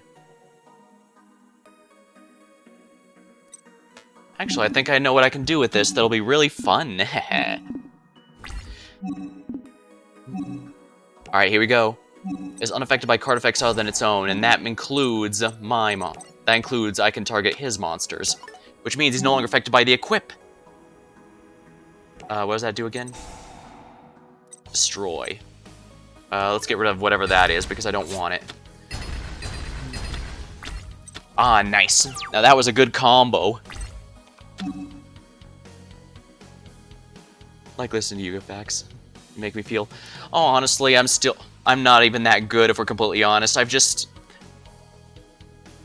been reading up on some stuff, and I recently watched Zexal, and one of the Zexal characters actually uses these trains. So the fact she did combos means I can copy some of those here.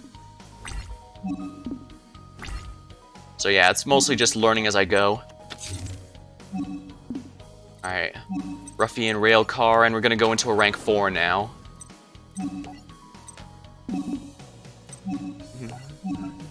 Yeah, but that's one thing you definitely do want to pay attention to. That is, if a card specifies if it's any face-up monster or only yours, because that is one thing I didn't know.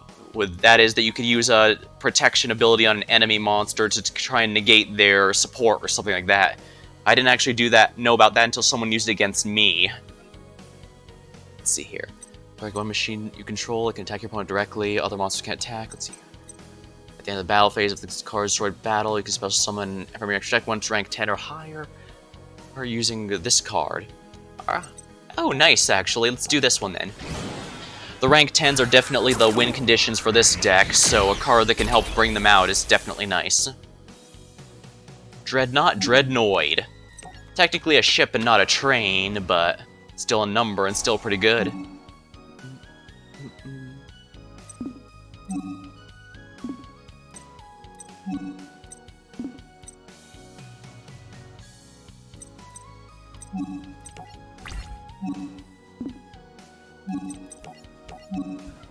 There we are. Chopman, the Desperate Outlaw. And we'll just attack directly with Dora. Excellent.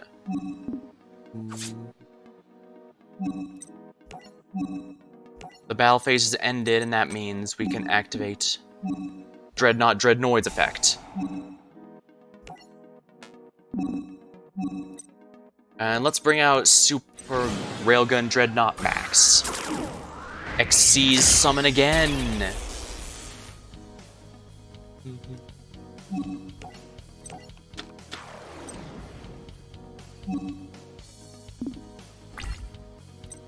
And activate its effect.